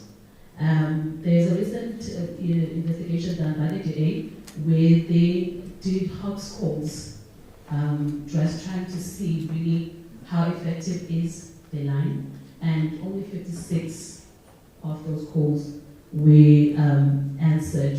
They did over 1,000 of those calls, and so essentially this is also what my question then would then be. Is the SAPS aware of this, and what has been done? Thank you very much. My name is Calvin Fuda. I work for SABC News. Just two questions to the Minister. Minister, mine would be based on the anti-gay unit all over the country. Do you think they are effective? Do you think they have enough resources to fight crime? Were you at the Resha Park when 2 police officers and 2 civilians were killed? You were so livid about it. So what are you doing about it? And do you think they need more resources? If yes, when are they getting those resources? Number 2, my question is on the local government elections that are upcoming. I think this would be a good platform for you to put the country into confidence about the preparedness of the members of the South African Police Service. Councillors are being shot and killed left, right, and center. The preparedness of the police, I know you might say a media briefing will come around October, but I think this would be a good time platform for you to explain to the nation on the preparedness of SABC when it comes to the local government elections. Thank you. Thank you so much. Francis Machate from Progressive Independent News Agency. There is one aspect of the crime stats that I did not hear, I think was not highlighted. Can you please highlight or paint a picture on the cross-border crimes, such as your the cross-border crimes, but then looking at the trafficking, human trafficking, looking at the illegal crossings, and also maybe and which areas were mostly affected in the cross-border crimes. Thank you. Good afternoon, my name is Bafekile Marane from EACA. Minister, I know you've touched on what's happening at the Matanga Commission, but we have seen it's revealing how deep corruption is within the South African Police Service. What assurance do you give South Africans that the figures being released today are a true reflection of what's happening on the ground? Just to go back to the question that was posed by Naledi, can I just confirm that you are asking with regards to kidnappings, what the popular methods, which popular methods are being used? I think our panel didn't quite catch that question. Yeah, popular methods specifically regarding express kidnappings.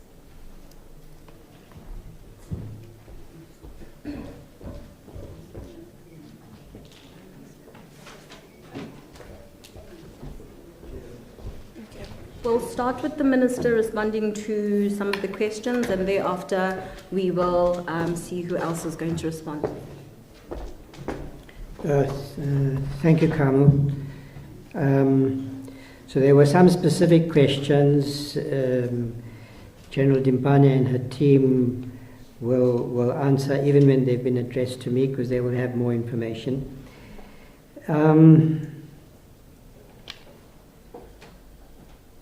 So the decision that the Cabinet took recently to adopt legislation that criminalizes illicit mining. The legislation was presented by Minister Kubai, so it's her department.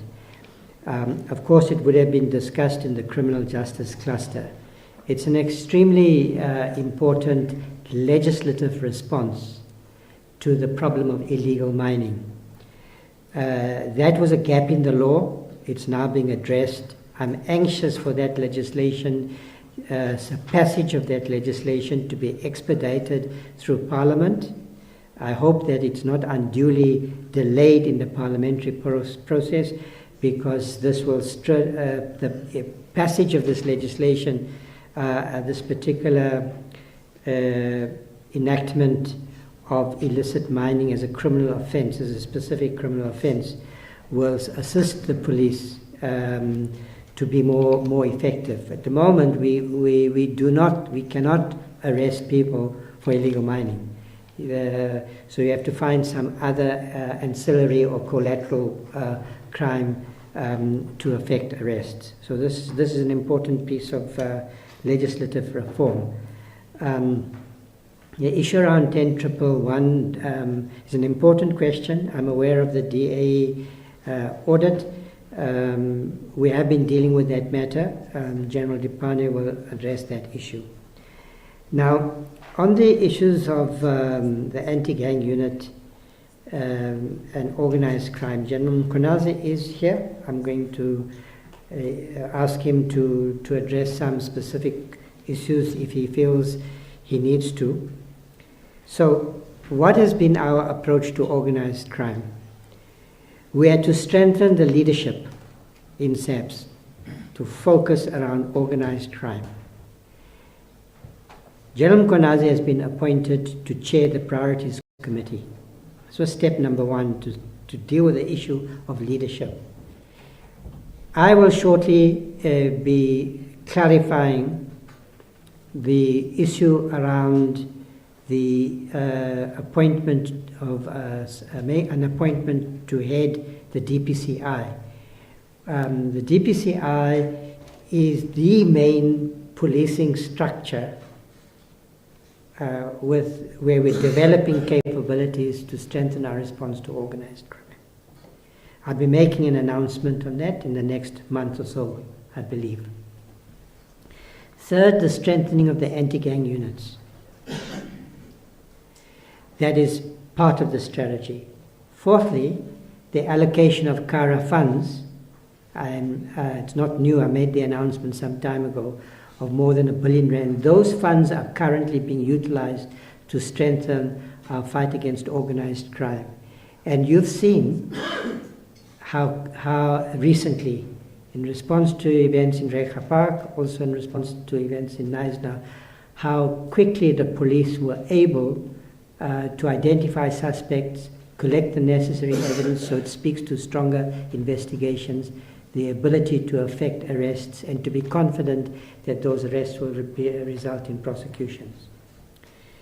I am planning to set up, just waiting for the funding to come through, an observatory at national level, which will rely on open source information, the analysis of that information on organized crime, on the cartels. So I believe that in the next month or so, apart from what crime intelligence does, those are covert operations, but the ministry will have available to it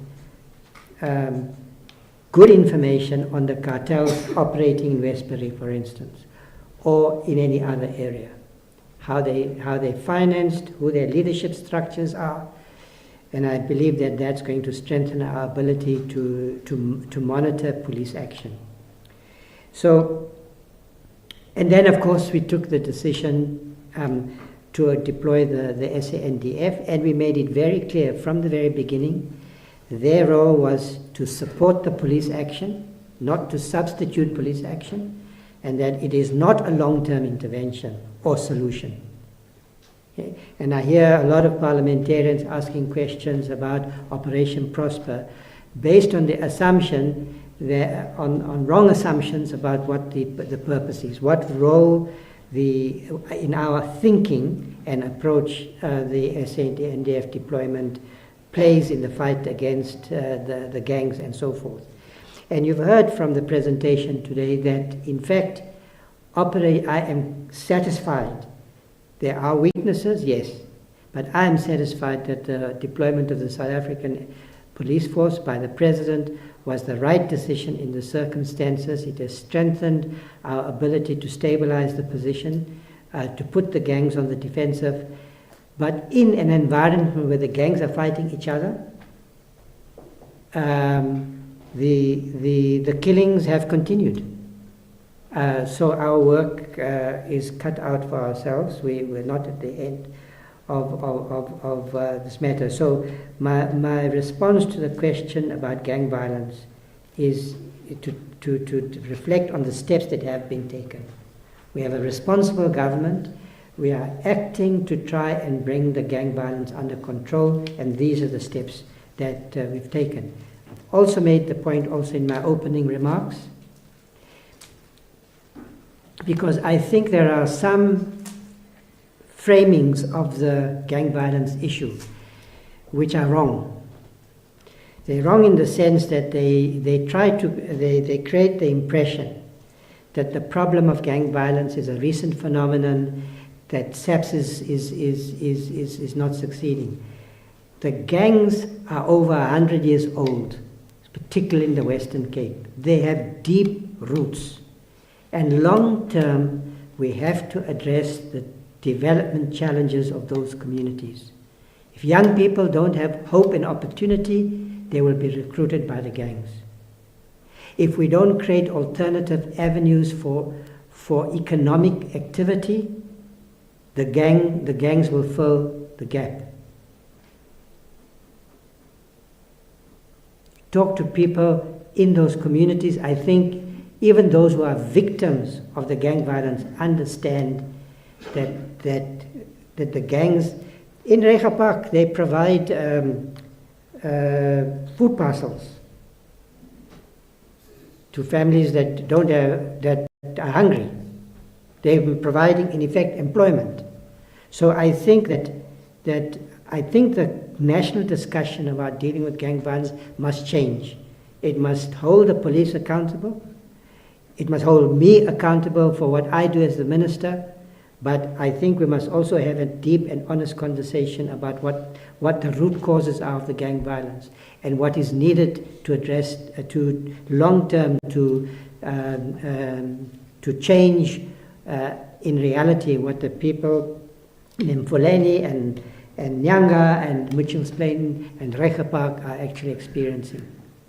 Give people hope and a chance, build an inclusive economy. That is what is going to change the picture. Now, the issues around election preparation, these are important questions. So, in Cabinet, there is an IMC, an Interministerial Committee, focused on election preparation. It's chaired by Minister Tlhabisa. That IMC also reports to the Cabinet, and I reckon in the last month we've received 2 presentations from the IEC on election preparation. So that's the first question. Is the IEC prepared to manage and run the election? As I say, this is a matter that is receiving the constant, continuous attention of Cabinet. The report itself is presented to Cabinet by the IEC officials, the chairperson and the CEO. I have to say, I think, although we had problems from time to time in the last election, the IEC is one of the great achievements of our young democracy. We have professional people there, committed people with strong capabilities. I think they will do even better in the coming election from the presentation that we've received. The second part is what SABC does to secure the elections.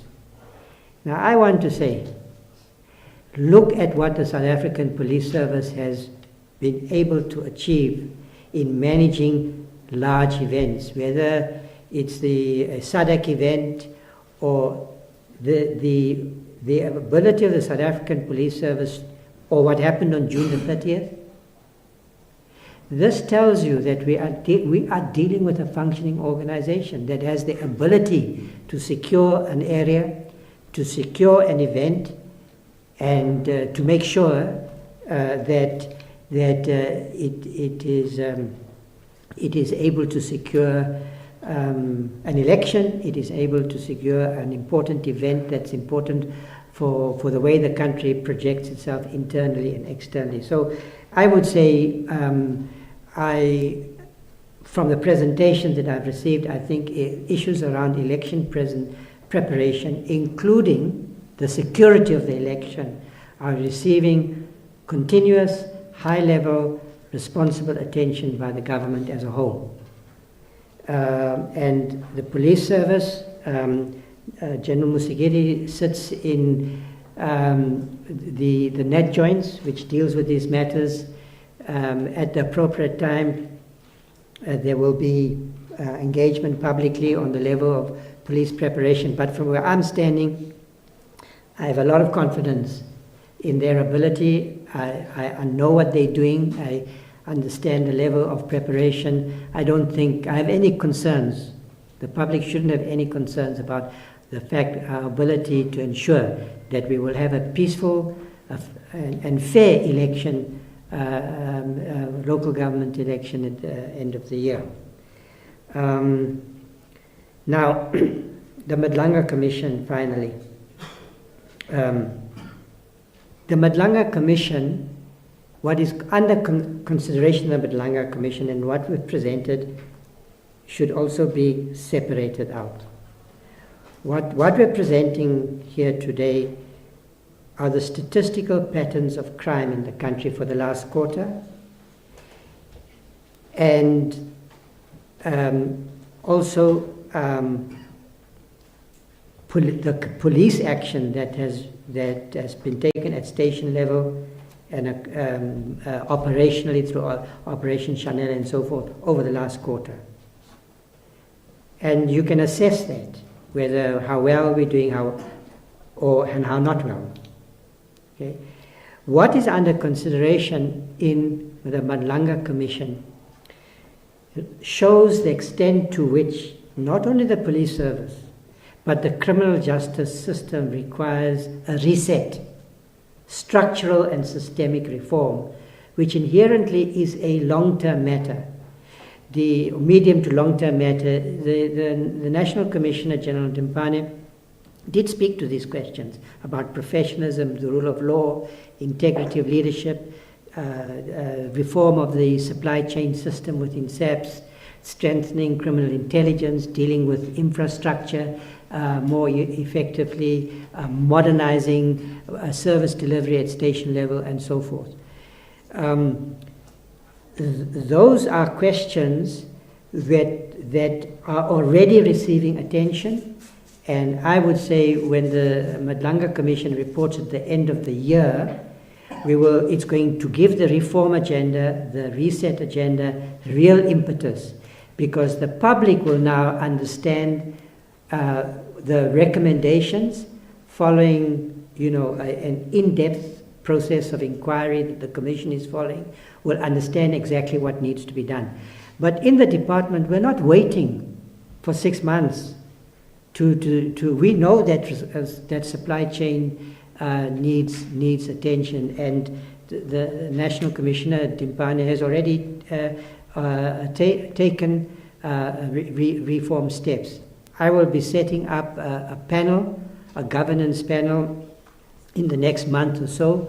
The terms of reference of that panel, it's a precursor to the board of inquiry, the board that will be established once the SABC Act has been passed, is to advise on the reset agenda. So I don't think these two matters should be conflated, and I've said from the very beginning, the President was right to support to appoint the Madlanga Commission. He was criticized at the time, if you recall, and I said from the very beginning this was the right step. The public will come to understand in time how important a step it has been, and now nobody disputes that. But what is under consideration in the Madlanga Commission doesn't tell the whole story about police capabilities and about what is going on in the police service. So the two shouldn't be conflated.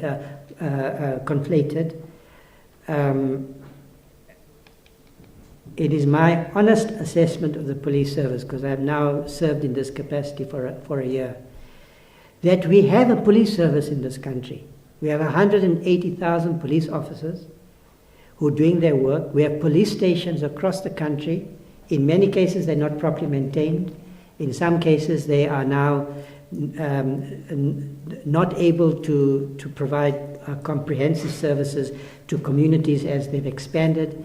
There are many communities that need police stations that don't have policing infrastructure, and we need to pay attention to those matters. But the distinction that has to be drawn is where Madlanga, and there have been 2 reports now, has made findings and recommendations on disciplinary action. We have taken that disciplinary action. The President, after the first report, spoke with me. We agreed to set up in SABC a team of investigators specifically mandated with the responsibility to deal with such findings, as opposed to reform findings, structural findings. Reform findings that say you have to take disciplinary action or you have to take further criminal action. In all of those cases, that's exactly what we've done. Disciplinary action has been taken. I think the National Commissioner has been firm and bold in taking action. And that started, by the way, with General Masemola. When that investigation team was put in place, General Masemola was still the National Commissioner. So he was also committed to implementing the outcomes of the Madlanga Commission on, if you like, consequence management and criminal investigation.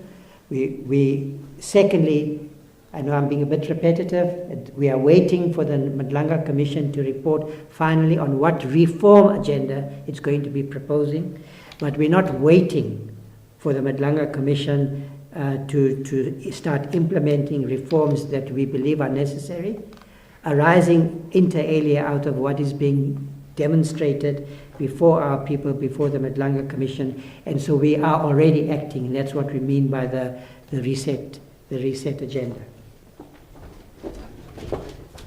Thank you, Minister. Acting National Commissioner.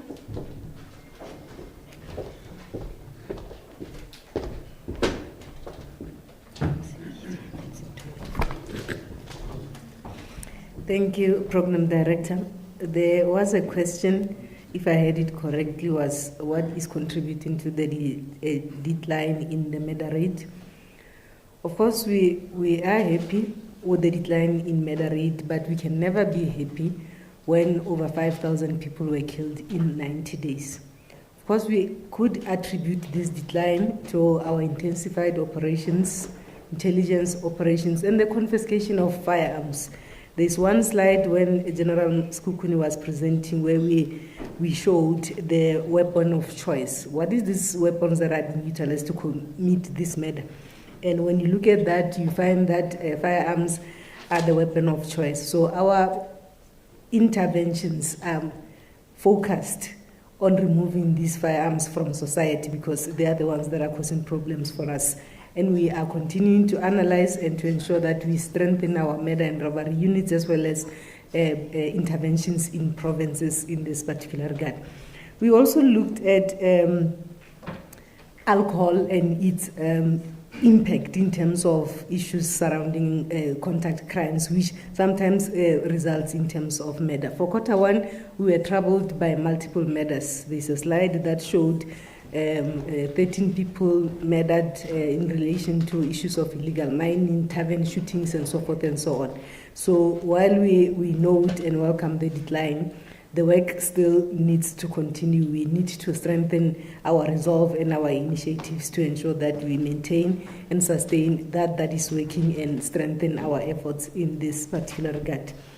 There was a question as well in terms of heavy machinery that we normally remove or confiscate during our illegal mining operations. Do we have resources? The answer is yes, we do have the resources and the ability. We confiscate these machineries and we process them accordingly in line with the exhibit management protocols.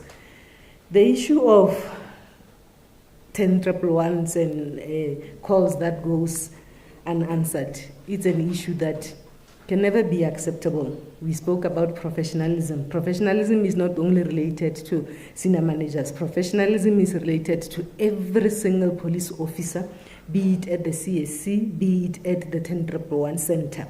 That is why immediately we picked up that particular situation. We instructed for an investigation with the intention to hold those that would have been responsible accountable in this regard. And we welcome the scrutiny from all sectors of community. Where we lag behind or where we conduct ourselves in a manner that is unacceptable, action will be taken. You would have noted, media, that we have since started to deal with these gaps that have been put before us. Of course, there are gaps and we have to admit that there are gaps so that then we can be able to improve. We are on a process of updating contact details of all police stations across the country on all platforms, be it on MySABS app, on the website. Those are the gaps that we are currently and urgently dealing with to ensure that communities can access our services in this regard. Where we find out that our members were complacent in terms of unprofessional behavior and not answering calls, steps will be taken where investigations would have revealed inefficiencies in this particular regard. So we welcome scrutiny, we welcome where communities give us information. It assists us to improve our services in this regard. Our AGUs are the resourced. Minister touched on this. Yes, indeed, this is an area of priority in terms of allocation of resources and budgets, this is on our priority list for the 26-27 financial year. Maybe just to add in terms of the elections, yes, the Minister has spoken. We are ready and we will deliver a safe and secure LGEs. All our structures have been activated in this regard. The issue of kidnappings and other operational questions, General Msikidi and General Sumtumule will touch on that. Thank you, Captain. Thank you, General. General Msikidi.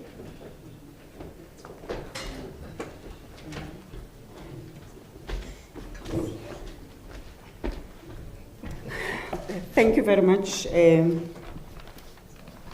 Program Director. Greetings to the Minister, and protocol is observed. Perhaps just to give context on what Minister and I think the Acting National Commissioner have alluded to in terms of the plans for LGE, in terms of what are we doing to respond to the political killings. I think this has been topical with all the plannings and briefings that we are having. We shall recall that even today's presentation by the Acting National Commissioner was to emphasize on the issues of strengthening the capacity within the organization, and PKTT is one of those that has been expanded to other areas of operation, particularly where we're looking at areas of vulnerability or hotspots areas. We know our 4 provinces, and Gauteng is currently having that active team that is working the PKTT and other parts of the country, such as Eastern Cape. The other area that we're looking at within that space, I think as we are speaking, Minister, the IMC is sitting to take the month presentation in this regard. It's to look at the mitigating factors that includes the intelligence collection and analysis, particularly around this vulnerable sector of political leadership. And the councillors are those that are high on the list, and we have worked together with relevant department of COCTA at national level, SALGA and so on and so forth, to look at other mitigating issues in terms of intelligence collection, and speedily to highlight areas of vulnerability so that we can conduct the risk assessments of the councillors and put measures in place, including how the security should be done, because in some instances there was a vulnerability that was also identified where security detail will be withdrawn, and we will be left with issues. The investigation in this regard, as I've already alluded, and how we speedily and quickly react. On the issues of the cross-border, I think DPCI is the custodian of the human trafficking cases. General Ngosi will talk to that. But in terms of the border and border policing, in terms of the hotspots areas that have been identified, land ports in terms of trafficking have been identified as one of those challenging one. We do not have that much. I think with the system that has been launched in few days ago at OR Tambo, it will assist the great deal in mitigating this particular vulnerability, including how we expand to others in that collective of all the departments, law enforcement departments that are working on the borders and cross-border. Then we have identified Ortia to some extent, hence the launch was done at Ortia of that device that will do the detection, those that will work with those that are in transit and those that are coming in, to see how we keep that better. Then on the integrated approach at our land ports, we have rolled out together with BMA and other departments, but the hotspots borders so far remains Libombo and Beit Bridge in this regard, notwithstanding other borders, because we are looking at vulnerabilities at all other land and airports, as well as other forms of the ports.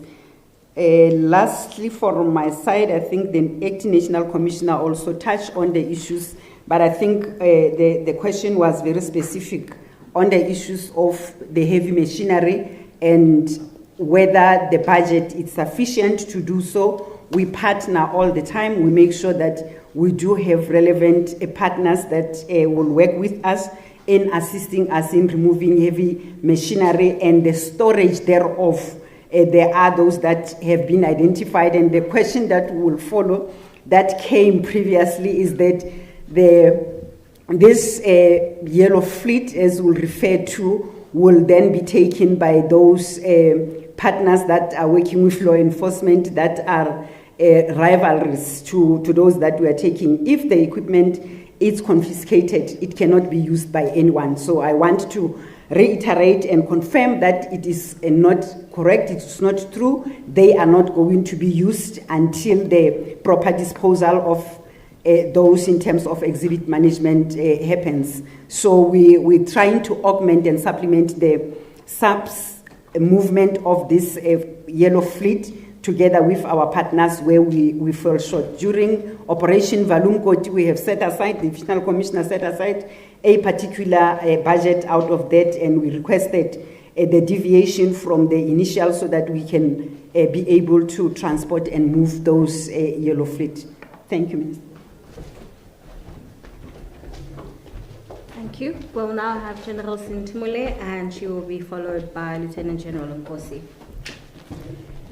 Thank you very much, Kamohelo, and greetings to the Minister, members of the media, and all my colleagues on the platform. I'm going to limit my response to the issues of kidnappings. I wish to put forward that the disproportionate exposure of certain nationalities to high ransom kidnappings cases in South Africa is not necessarily limited or actually based on ethnicity, but rather on your business model that certain communities would use to conduct their business. And I think in this regard, you'll find that some of these businesses actually are run on your cash-heavy model, particularly your wholesale and retail, etc., but also the Hawala system, which is an informal money transfer networks, also exposes them to being targeted by criminal syndicates.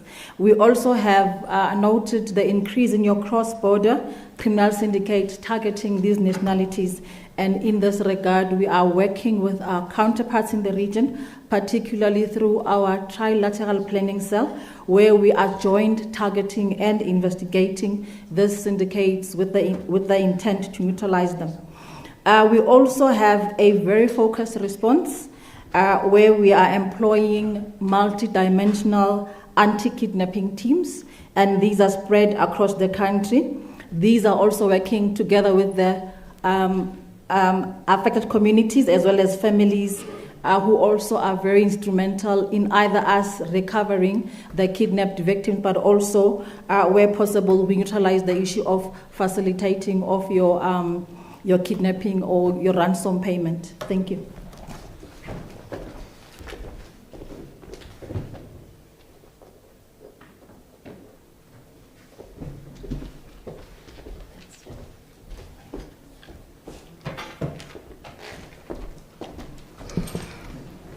Thank you very much. Greetings to the Minister and the Acting National Commissioner. All protocol is observed. The question, the way I captured it here, had to deal with cross-border crimes, and in particular human trafficking and forceful, I think, crossing of borders. But I noted it as immigration-related offenses. Basically, but the question was to say we are requested to have these type of crimes made visible in the crime stats. And I think, obviously, moving forward, a room can be considered for that, and I will leave it to the Office of the National Commissioner and Minister to decide on that. Briefly from my side on the aspect of human trafficking and border related crimes or cross-border, we normally call them transnational crimes. These are crimes that a similar one would obviously be cybercrime, since we normally coin it as a borderless offense, including this human trafficking. All I can explain quickly, I won't have the exact statistical figures of these crimes, but to indicate that in addressing these crimes, we cooperate heavily, in particular with specific local departments here, which is your DNH, Department of Home Affairs, let me put it that way, SARS, Border Management Authority. So with external law enforcement agencies through Interpol and the intensifying of intelligence collection. So these are ways and means that are available in addressing this particular sketch of crimes. But we will in any way continue our cooperation with non-governmental organizations and international organizations that focuses on human trafficking and the issues of crimes related or affecting other countries. Successes to note one or two. You will recall in a month or so, we managed through a collaborative operation in the North Bay Bridge, where we seized explosives and meticulous investigations were conducted, resulting in the individual being sentenced to 10 years direct imprisonment, which was just a significance of showing that if there is intelligence in place, there is cooperation within the government departments, there is cooperation with external role players through Interpol, we can be able to address some serious crimes like those mentioned of the explosives, which also indirectly also resolves cash CITs. It also resolves illegal mining, because or any other crime where the explosives could have been utilized. Thank you.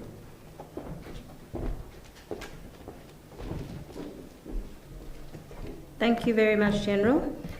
Ladies and gentlemen, I am mindful of the time. At this moment, we are going to take the questions on the online platforms. I'll just ask my colleague Vanessa from GCIS to read the first sets. Thereafter, Brigadier Mate will read questions from the SAPS groups. Now, lady, I note your hand, but I'm pretending like I don't see you. Vanessa? Which one? Okay, we'll come back to it. Express kidnappings. Okay, I'll come to you. Vanessa?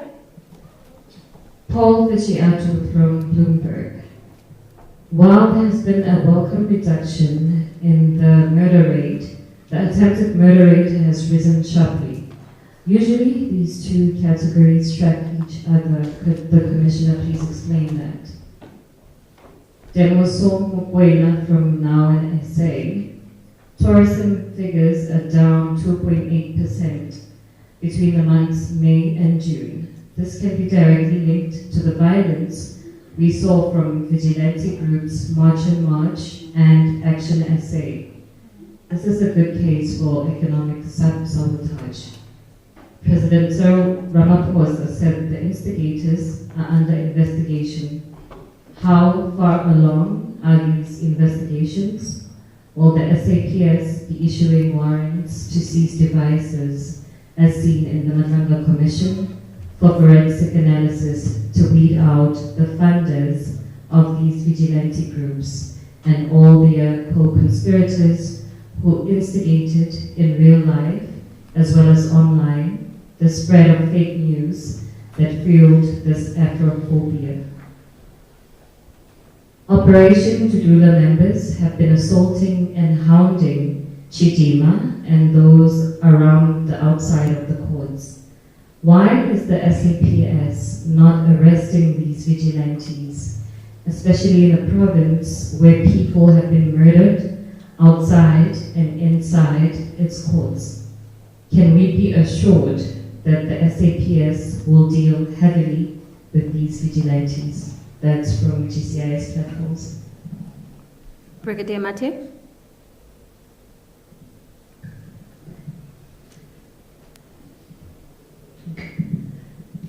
I think most of the questions have been covered by the responses from the leadership, because they mainly have to do with gang violence as well as resources, but there is one on, is there a plan to combat extortion on the Cape Flats from Andile Mbanja from the SABC. And I think the minister has covered this one. What is SAPS doing to stop gang violence in communities where gangs have taken control? How will you protect officers from being targeted and killed while fighting gang violence? Is there any specific plans in place? From the second group, SAPS group, what is the minister's comment on the revelations about IDEC emerging from the Matanga Commission? What's the status, as far as you know, around the charges relating to suspended International Police Commissioner General Puleng Dimpane? That's from Yusuf Abramji. And then from Media Corp to Lieutenant General Puleng Dimpane, there are concerns about the large number of senior managers, particularly lieutenant generals, who remain on suspension despite these matters being processed expeditiously. Instead, the service requests extensions to finalize them. What is the cause of this delay? Is the delay primarily a question of capacity, or does the service struggle to finalize departmental proceedings against senior managers with the same speed applied to junior members? And then, I think this one has been covered. I think we are covered. Thank you. Minister, can we start with you?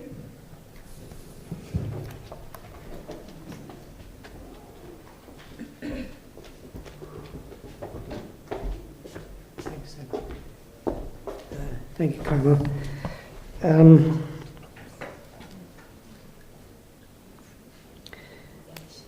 Again, the police leadership, and you can see that what's being projected here is a collective leadership. There is a leadership in SAPS at national level, and we're trying to make sure that that collective with different and combined skills takes responsibility, and that's also what we're trying to communicate through the way we've set up this process. Now, there were a lot of questions asked about vigilante groups. The message from the ministry to the SAPS leadership and from the SAPS leadership to the police has been, we've done quite well, I believe, in dealing with the public order issues. But there have been a lot of criminal acts conducted sporadically on quite a decentralized basis sometimes, which the President has been very clear also about this matter, where we're expecting that accountability. I think these are more difficult situations for the police, especially, for instance, where such acts occur in volatile situations, and the overall responsibility of the police is to keep the peace, avoid violence, and so forth. But this is an area that needs attention. People who are conducting criminal acts, going into businesses, for instance, and demanding,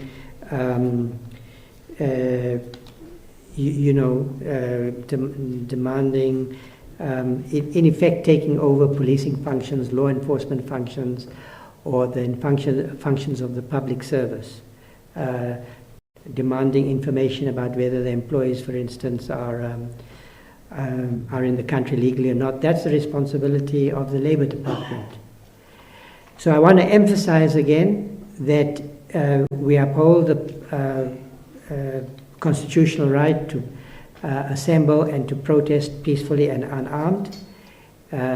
Second, that all unlawful action is unacceptable, and that the police are required to investigate and prosecute or ensure that those people are prosecuted. There have been a number of arrests, but I think there is also a perception that many people have escaped accountability when they shouldn't. And maybe the National Commissioner might want to speak in a little bit more detail. You can imagine it's a much more difficult situation for the police. There have been very few prosecutions of online hate crimes, for instance, or misinformation. It may be also that our law needs attention in this regard.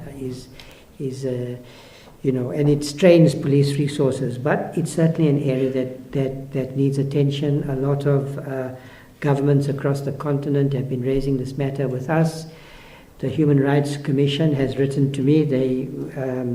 I will be engaging with the Human Rights Commission on the issues that they've raised. And there are multilateral international bodies that are also conducting investigations.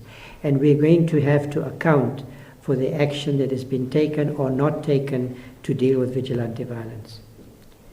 And so I think that we, as a country, as we have a conversation about the terms upon which foreign nationals can enter our country, as we're having that conversation, and it's an important conversation, it's a long overdue conversation. It's a conversation also that we're having with the leaders of our countries, particularly on our borders. We have to have that conversation. And we are taking steps to strengthen the law enforcement. We're taking steps to strengthen the infrastructure on the borders. We're going to do that. We must do that. It's in the interests of our people. This is a sovereign country and so forth. But at the same time, we have to have a conversation about how that's done. We want to deal with this matter without losing our identity as South Africans. We want to be able to do this without creating long-term damage to our relationships on the continent. Surely that's very important. It's also important to the economic well-being of our people. If you approach this from an economic point of view, then all of us have to be prepared to subject our conduct to scrutiny. If we conduct ourselves in a way which damages the country's potential to grow the tourism sector. Recently in Cabinet we had a presentation on this matter. It's clearly one of the areas, if we are going to grow this economy from the 1% now to at least 3% and above, tourism is one of the key sectors. So how we conduct ourselves as South Africans in our own interest is very important. And we must introduce that conversation into the conversation we as South Africans are having about illegal immigration. So we have to deal with illegal immigration, but how we do it is very important. It affects our diplomatic position. It can affect negatively our economic prospects. And I do not think that that it is, we have to include the issues around the issues that I'm now talking about, and others have talked about. How we treat others is an important matter, who are not South Africans. It's an important issue. How are we going to grow this economy? How are we going to build relationships on our continent?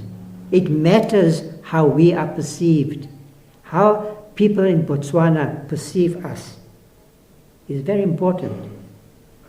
How people in Zimbabwe perceive South Africans, very important. Because when we build relationships, we build the future. And yes, I think the questions that have been raised about tourism should be an important part of the conversation about immigration. The issues around IDEC, I have spoken about this matter recently, so I'm not quite sure why it's being asked again. And Yusuf will know, IDEC is an independent investigative body. IDEC sits in the Department of Justice and Constitutional Development. Ordinarily speaking, as a minister, I have to respect the independence of institutions. That's one of the issues under scrutiny in Madlanga, where ministers overreach. It's not my job to comment on the work of IDEC, for the reason I'm indicating. It sits in another department and it's constitutionally independent. And why is it independent? It's independent because we have to set up our anti-corruption institutions and insulate them from improper political interference. So, if I do not comment on a regular basis on what IDEC does or is not doing, no inference can be drawn from that. But evidence has been laid before the Madlanga Commission, compelling evidence. I've watched some of it. I don't have the time to watch the Madlanga Commission all the time, but I've watched some of it. And I have said recently when I went on the weekend to express my condolences once again to the Babita Deokaran's family, and to make the point that justice there has not yet been done, I made the point that I think it is now overwhelmingly clear that there have been people in important positions in IDEC who have acted, it would appear to me, it looks, as I said in those observations, there looks, I'm not sure if the people who are appointed have the competence to be appointed in those positions. And it does look to me like they were not acting in good faith. They were not always acting in the public interest. Were they pursuing other agendas? Some of them. And I will wait once again for the Madlanga Commission to come to conclusions. But the impact of those decisions on the police has been significant. General Khumalo and certain other people were indeed arrested at the airport. They were arrested. And those cases, those charges have been withdrawn. And they've been withdrawn. The head of the DPP reviewed the decisions of IDEC. That's when I said, now I can now speak. Reviewed the IDEC of the decisions of IDEC and came to the conclusion that those charges were without foundation. And I do think that incalculable damage has been done to the fight against corruption, because IDEC was also established to strengthen the fight against corruption.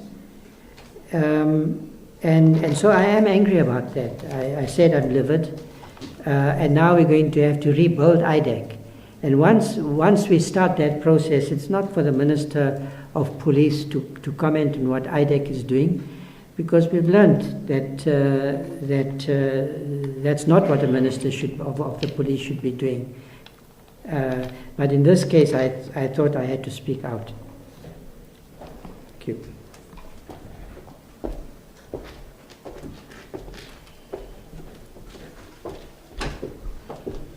Thank you, Minister. We'll have the Acting National Commissioner respond, followed by General Musikidi, and lastly, we'll have General Mkwanazi. Thank you. Thank you, Program Director. I will respond on the first question on the issue of attempted murder rate that is showing an upward trend. I think there are somewhere on the slides where we have demonstrated that the drivers behind this increase is the issue of alcohol as well as drug-related issues. On that particular slide, 620 cases were as a result of alcohol use or alcohol abuse. This then tells us that between April and June, we had issues within liquor outlets, taverns, shebeens, pubs, and bars where people were fighting, arguing, and attempting to murder each other. And this is a category that we don't want to see this increase or this upward trend, because it tends to generate itself in terms of murder if those victims never get a chance to recover. So there is a problem of alcohol abuse in this country. We need to ensure that we strengthen our efforts in terms of compliance interventions, in terms of issues of closure and compliance to the relevant regulations and other processes in place. But abuse and use of alcohol is a problem. This requires the whole of society that we have a conversation in terms of this, the whole of government approach, because if we are not going to be able to deal with this, allow our young people to engage themselves in issues of alcohol and subsequently arguing and fighting and attempting to murder each other, we have a problem as a society. So this is an area that is very problematic in this regard. We do have 5,136 cases of assault GBH that are associated with the use of alcohol, and that is unacceptable. So I wanted to just clarify in terms of what are the drivers in terms of this upward trend that we are seeing on attempted murder. There's a question which talks about, it came from the SABS groups, the extensions, the delays in terms of disciplinary actions, in particular that are related to senior managers. I just want to respond by saying that indeed these delays are some things that we are worried about, but it has everything to do with the complexity of cases. Our regulations in terms of discipline allows us a specific timelines to ensure that we finalize internal disciplinary investigations. However, it also then says where practically possible. It is in our interest to ensure that when an internal investigation or disciplinary investigation is finalized, there are no gaps, that investigation has been dealt with thoroughly, and it is a case that will be able to stand the test of time. We are intending, or we have efforts to ensure that we finalize these cases, both in the interest of the service as well as in the interest of the members who are involved in this regard. So we are almost done, and these are cases that requires us to then probe them thoroughly and ensure that then they are concluded successfully in this regard. The issues of investigations in terms of instigators during the protests, General Nkosi and General Musikidi will touch on that. However, the were teams and the are teams that have been put in place between CI and DPCI, and investigations are ongoing. Of course, when those investigations are concluded and they are ready for prosecution, that progress will be reported. Thank you, Program Director.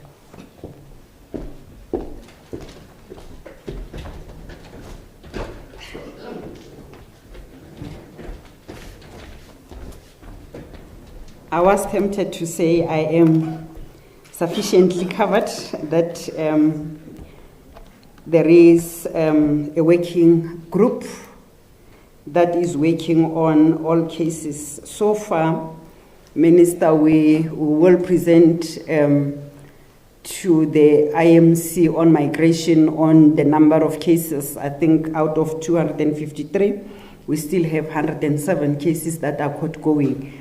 And in one of these cases that I'm referring to is where the high flyers, in as far as the March and other vigilante groups, were concerned. General Nkosi, FIC, SARS, CI, and others are working on those other cases that are looking at the instigators. I think colleagues will also agree with me that when you get to this kind of cases, you don't want to go to court for the sake of arresting and going to court. You need to have a watertight case.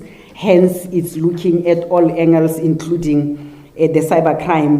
Why we have that specific team that the Acting National Commissioner also highlighted on the crime intelligence is specifically on cybercrime, that we are also assisted by our communication teams that is monitoring cybercrime. So we are monitoring certain individuals on a daily basis. Their accounts are being monitored.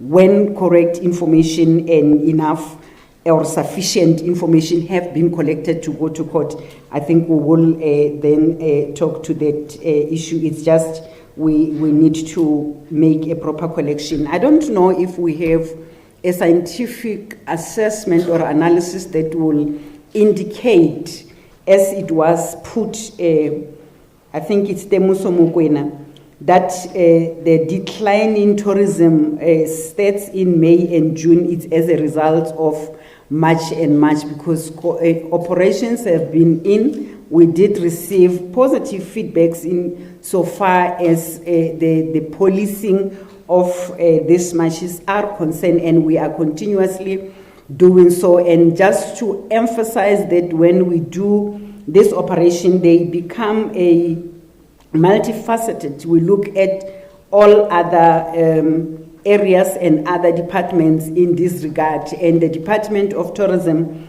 will have to statistically indicate if when they compare the numbers with previous years. Normally when we look at this particular statistics, you look at the past previous year and the now, and you will also take a sample of, at least in the South African Police Service, I know we'll look at the 4-year trend, and then we can indicate, yes, there were fears that were made to our communities in regard to the issues of the marches, but the constant communication, we also tried to give assurance and to give the comfort to our communities and our visitors that will be looked at, and statistics that we have in terms of the movement control registers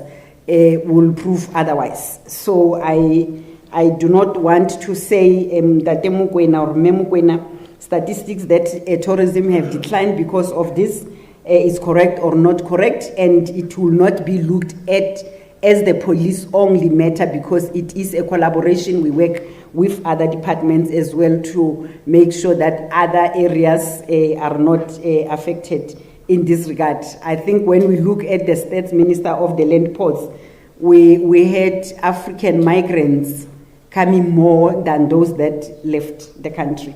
And that is because there are records that have proved that migrants came into the country more than those that voluntarily left, that were leaving the country because of their time that has lapsed, and those that were fearing. Those coming in were more than those numbers. Thank you very much. I know General Mkhwanazi was dreading to come speak, but General, can you please come to speak, and thereafter we'll close our program.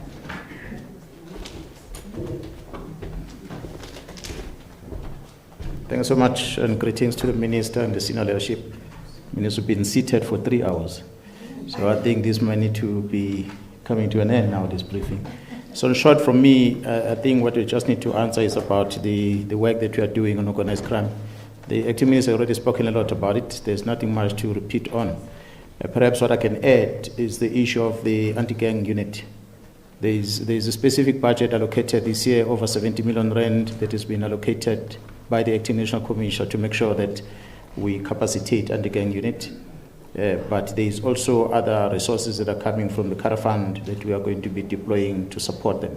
So we hope with the coordination of the work that they do together with the anti-organized crime strategy that you are implementing, we are going to have successful operations. Thank you so much.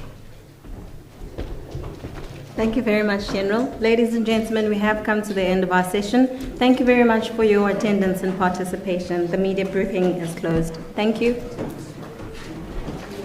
Thank you.